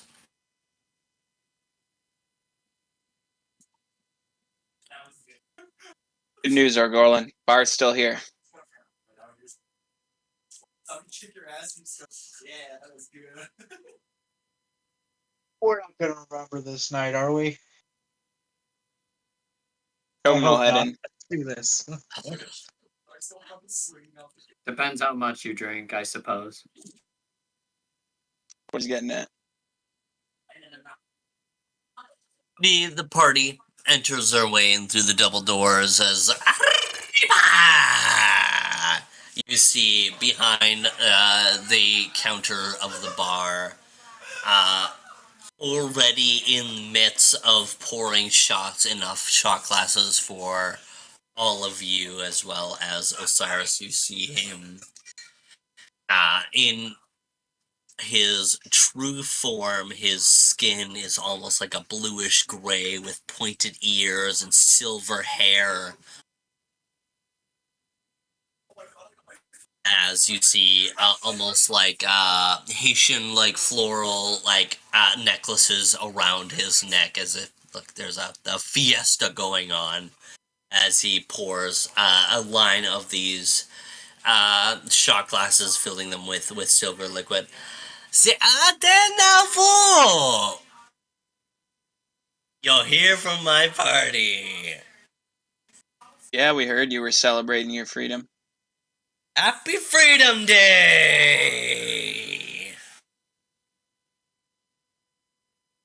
Tobin will approach the Is bar. it? Hey, go on. What day is it? In game. Like, what's the in-game date?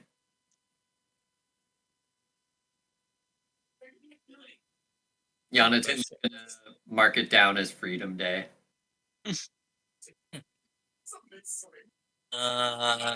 Fuck. Hold on.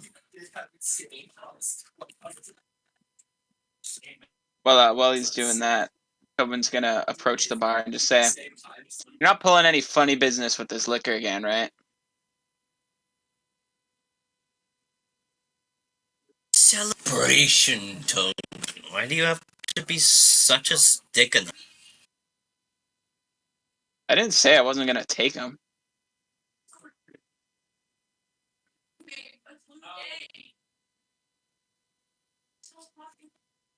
I think it would be the. It is the 15th of Bright Star.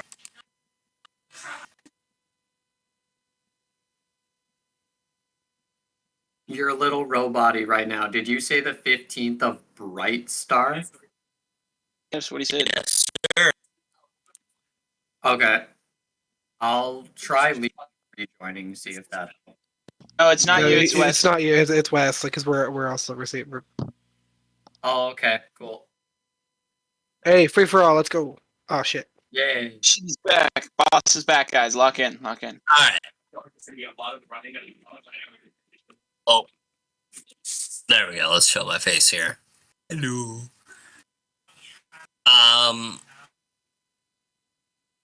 Yeah, the 15th of Bright Star, you all enter into this moment of celebration with Osiris. Who wants to break the ice? Guys, it's Freedom Day. Come have a shot. I might as well partake. I did not hear a word of that, Owen. Give me I can't. 5. Pour me 5. Oh, hey, He's ready to Calduin. get his freedom on. I can't tell which one of you is which. Looking over at Osiris and Calduin over and over again. I shoot you a little glare. Yeah, there's no way to tell the difference between the two of you.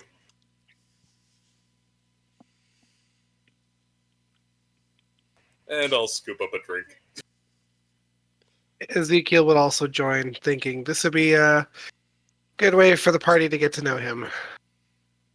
Osiris, meet Ezekiel, our new Young Master Drylick. I know who you are.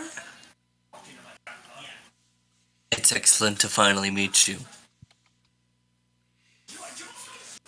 Should I be concerned that you know who I am? Probably, but don't worry about it. Probably, but don't worry about it. He cracks a smile and goes to cheers your glass. Fuck it. Clink. To freedom! As he smiles towards the rest of you and downs his shot. I down mine. I don't touch mine. Might as well get the regrets over with.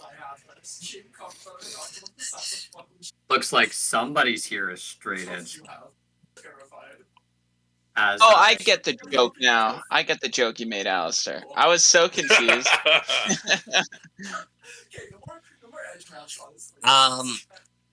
For those who took their shot, this is probably the strongest shot of alcohol you've ever taken. You are instantly drunk. Boom! 3 more!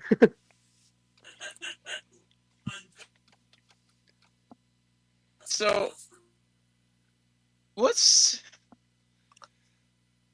up with the Calduin thing, man? Ah! Why you? You saw my you heard about my little adventure. So it was you. I don't know about. Yeah, of course it was me. I'm sorry. A warmongering demigod of chaos watches a bridge constructed between 2 warring nations. You think it'll end in trade?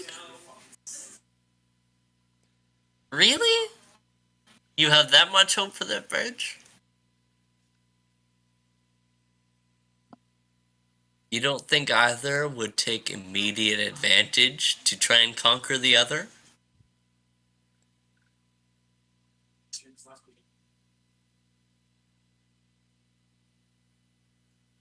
Bridge is a funny word.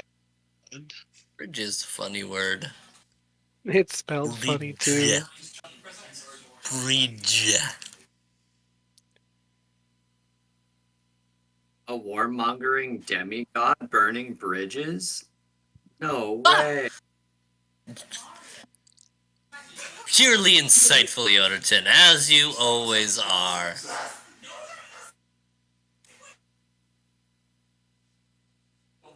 Oh yeah, if he's so insightful, what am I thinking, Mr. Insightful Man?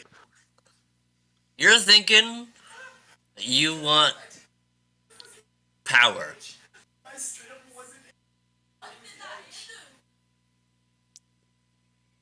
What kind of power?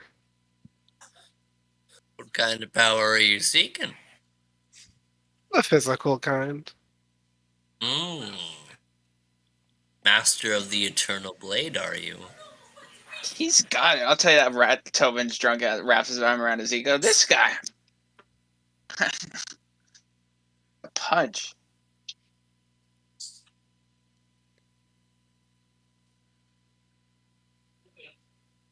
Alduin, you don't trust me. I don't trust you either. But I will tell you,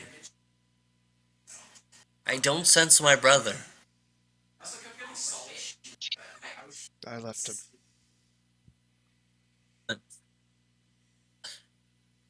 You left him. That's why you've been so desperate.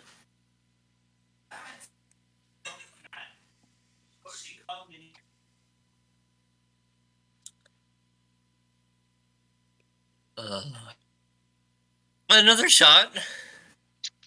Hey, say. Yeah, what about your sister? She's got me all kinds of messed up. She. Oh Walk yeah, you're around in here. fucked up. Yeah, you know you're fucked up. If He'll responding to a second question about the second. Pours you a shot, pours Regola a shot, and pours whoever's willing a shot. if you're the son of a demigod, does that make you a demigod? I feel like that would be a semi-god. Semi-god. Ah, semi-god. Wouldn't that- Wouldn't that make him a quasi-god then?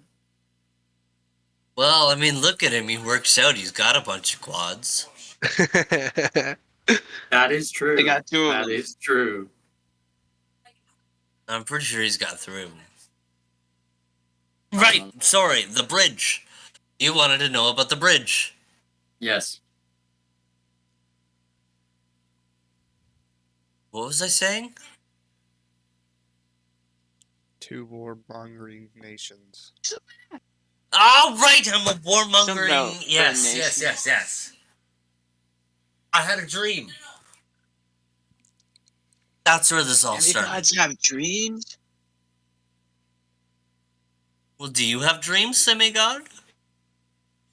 Semi-god. Good point. About gods, do they have dreams? I don't know. A good question. Ponder on that one. I will. What was I talking about? Bridge. Your Bridge. I had a dream. A war. I felt it. Not of the celestial consequence, not of what we're dealing with. No, it's more humane, the hate.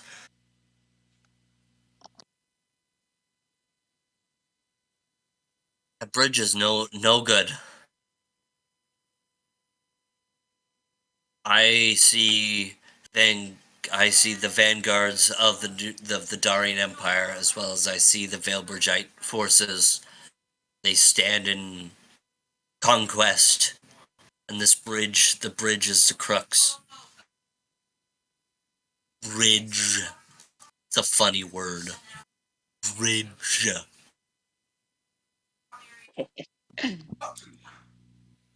What about the people? So many people on the bridge. Can't just blow it up, man. Oh, but what about the people in the war? Oh, my hurts. What do you get out of doing this? You're the demigod of chaos. Someone like you would thrive with the bridge being up. I'm retired, Galduin. Look at him, he's on vacation. And I'm free. Happy Freedom Day. isn't Happy Freedom Day. chaos... Aren't chaos and war, like, two different things? War can be organized. Yes. War is organized. That to the people in the towns raised, Mr. Ezekiel. It's pretty chaotic for them.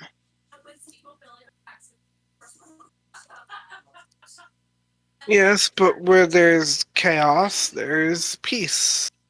It's like that yin yang thing I hear about. This learned man, all learned and such. I know, I went to school. Imagine I going got to school. the shirt.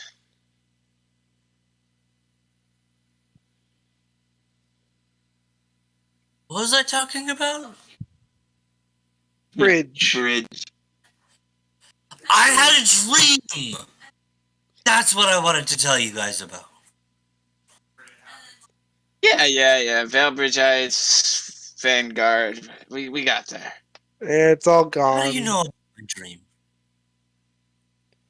I know everything. What if we were in the dream? No, that'd be preposterous. But totally plausible. I just face palm and run my hand down my face, just thinking, it's like, these guys are impossible drunks. Alistair is face down, passed out like Dr. Emmett Brown. Hey, I thought Aspire. you said there was nothing going on. Why is he asleep again? I think he's a lightweight. I think Jonathan was trying to say something. Hey, Bird Osiris. boy. You got any of that razor leaf lying around anywhere? Don't mix. Boy, they got run a It's a bar. terrible I've idea. got so much razor leaf. I'm say it's almost like an orangey autumn colored bottle with like almost an amber liquid inside. Thanks, man. Appreciate it. As he's gonna, Jonathan's gonna take a swig of razor leaf. I feel like I had something to tell you guys. Thank you for being with me on my celebration day. Freedom Day. It's Freedom Day! Hey. I'll go on vacation. Yeah. He, like That's what I was Alistair, about to. plops his head onto the bar and begins to snore. I don't know if you saw, but I did that right before too. Wagon lightwear. I'm gonna do something really dumb, and I'm going to reach and try and find the bottle that he was pouring these insta drunk shots out of, and try and find that bottle. So Oh yeah, it's straight up on the counter Okay. uncorked. Okay, how full is this bottle? There's probably a Like, good second half down. of it left. All right, I'm gonna take a swig from it and then put the rest of it into my bag of holding. Roll me a fortitude saving throw at disadvantage, please. Yeah, of course. Let's see if I die here. I'm sure my liver loves me.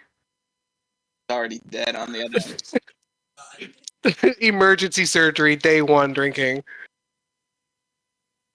You are now known as Sir Uh, Osis of Liver. Okay, I rolled double 8, so my fortitude is 20, so 28. Would you roll me 2 d20s, No. please? Wait.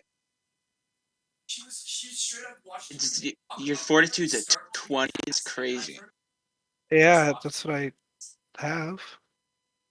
Yeah, it's gross. Damn. So you're saying roll 2 more d20? Roll 2 d20s, please. All right, let's switch up the dice. Let's go mushroom dice and dragon scale dice.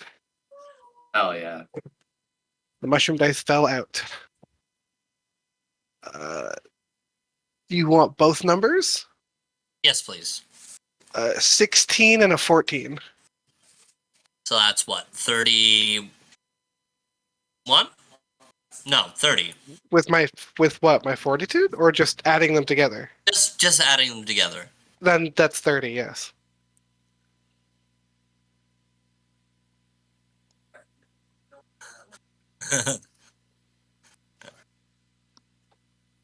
You are now cursed with a curse called I can quit whenever I want. Oh fuck yeah! Gambling, here we come. You now have Oh, developed an alcoholism. addiction towards this particular liquor. Oh no. This addiction cannot be beaten by the traditional means and can only be removed by a remove curse spell. Fuck yes. And you need to give me a fortitude save every 24 hours and every time I would deem that you need to roll me a cravings roll. Sorry, DC what? Fortitude? We'll see. We'll see Okay. the DC, but DC. I think it'll Yes. depend on what the. But now you have an addiction to celestial silver liquor. Celestial silver. liquor. Oh, if that's the case, can I try and Where's reach this, like- behind the bar and find another bottle?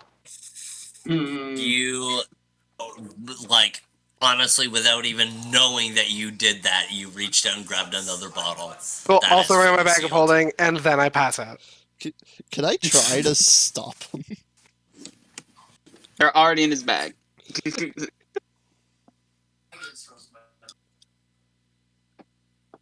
You reach out to grab his hand, but he's already slipped the bottle into his bag as you grab his wrist as his hand exits his bag.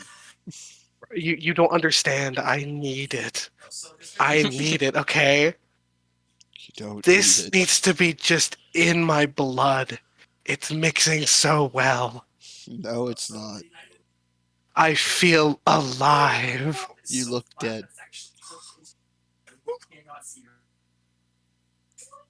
Compared to the people in this party, I look more alive than anyone.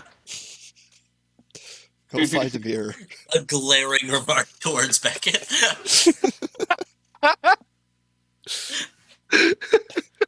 And I think honestly that's a great spot to leave us off in as we finish off in the Spire of Chaos, the domain of Osiris, as now he celebrates Freedom Day! Freedom Day! Freedom Day!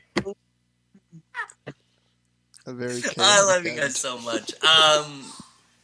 Ezekiel, you're gonna get the bit of inspiration this session.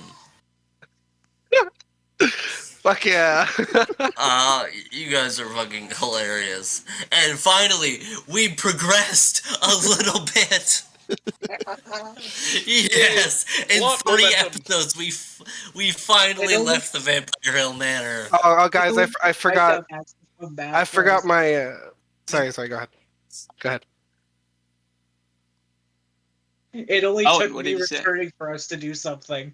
Oh yeah. Yeah. Exactly. Yeah. He's the glue. All right, well, without further ado, that is the last time you're going to see the Boundless Shores in 2024. So catch us next year as we're gonna next week take a moment and have a little Paradise celebration episode, and then take a break for the holidays. And we'll see you in the new year. So thank you very much for joining us, everybody. Oh my gosh, guys! I'll see you next year. Oh my god. Merry Christmas, Happy Holidays, and Happy Freedom Day! Freedom Day! Freedom Day! Wonderful Freedom Day! Peace.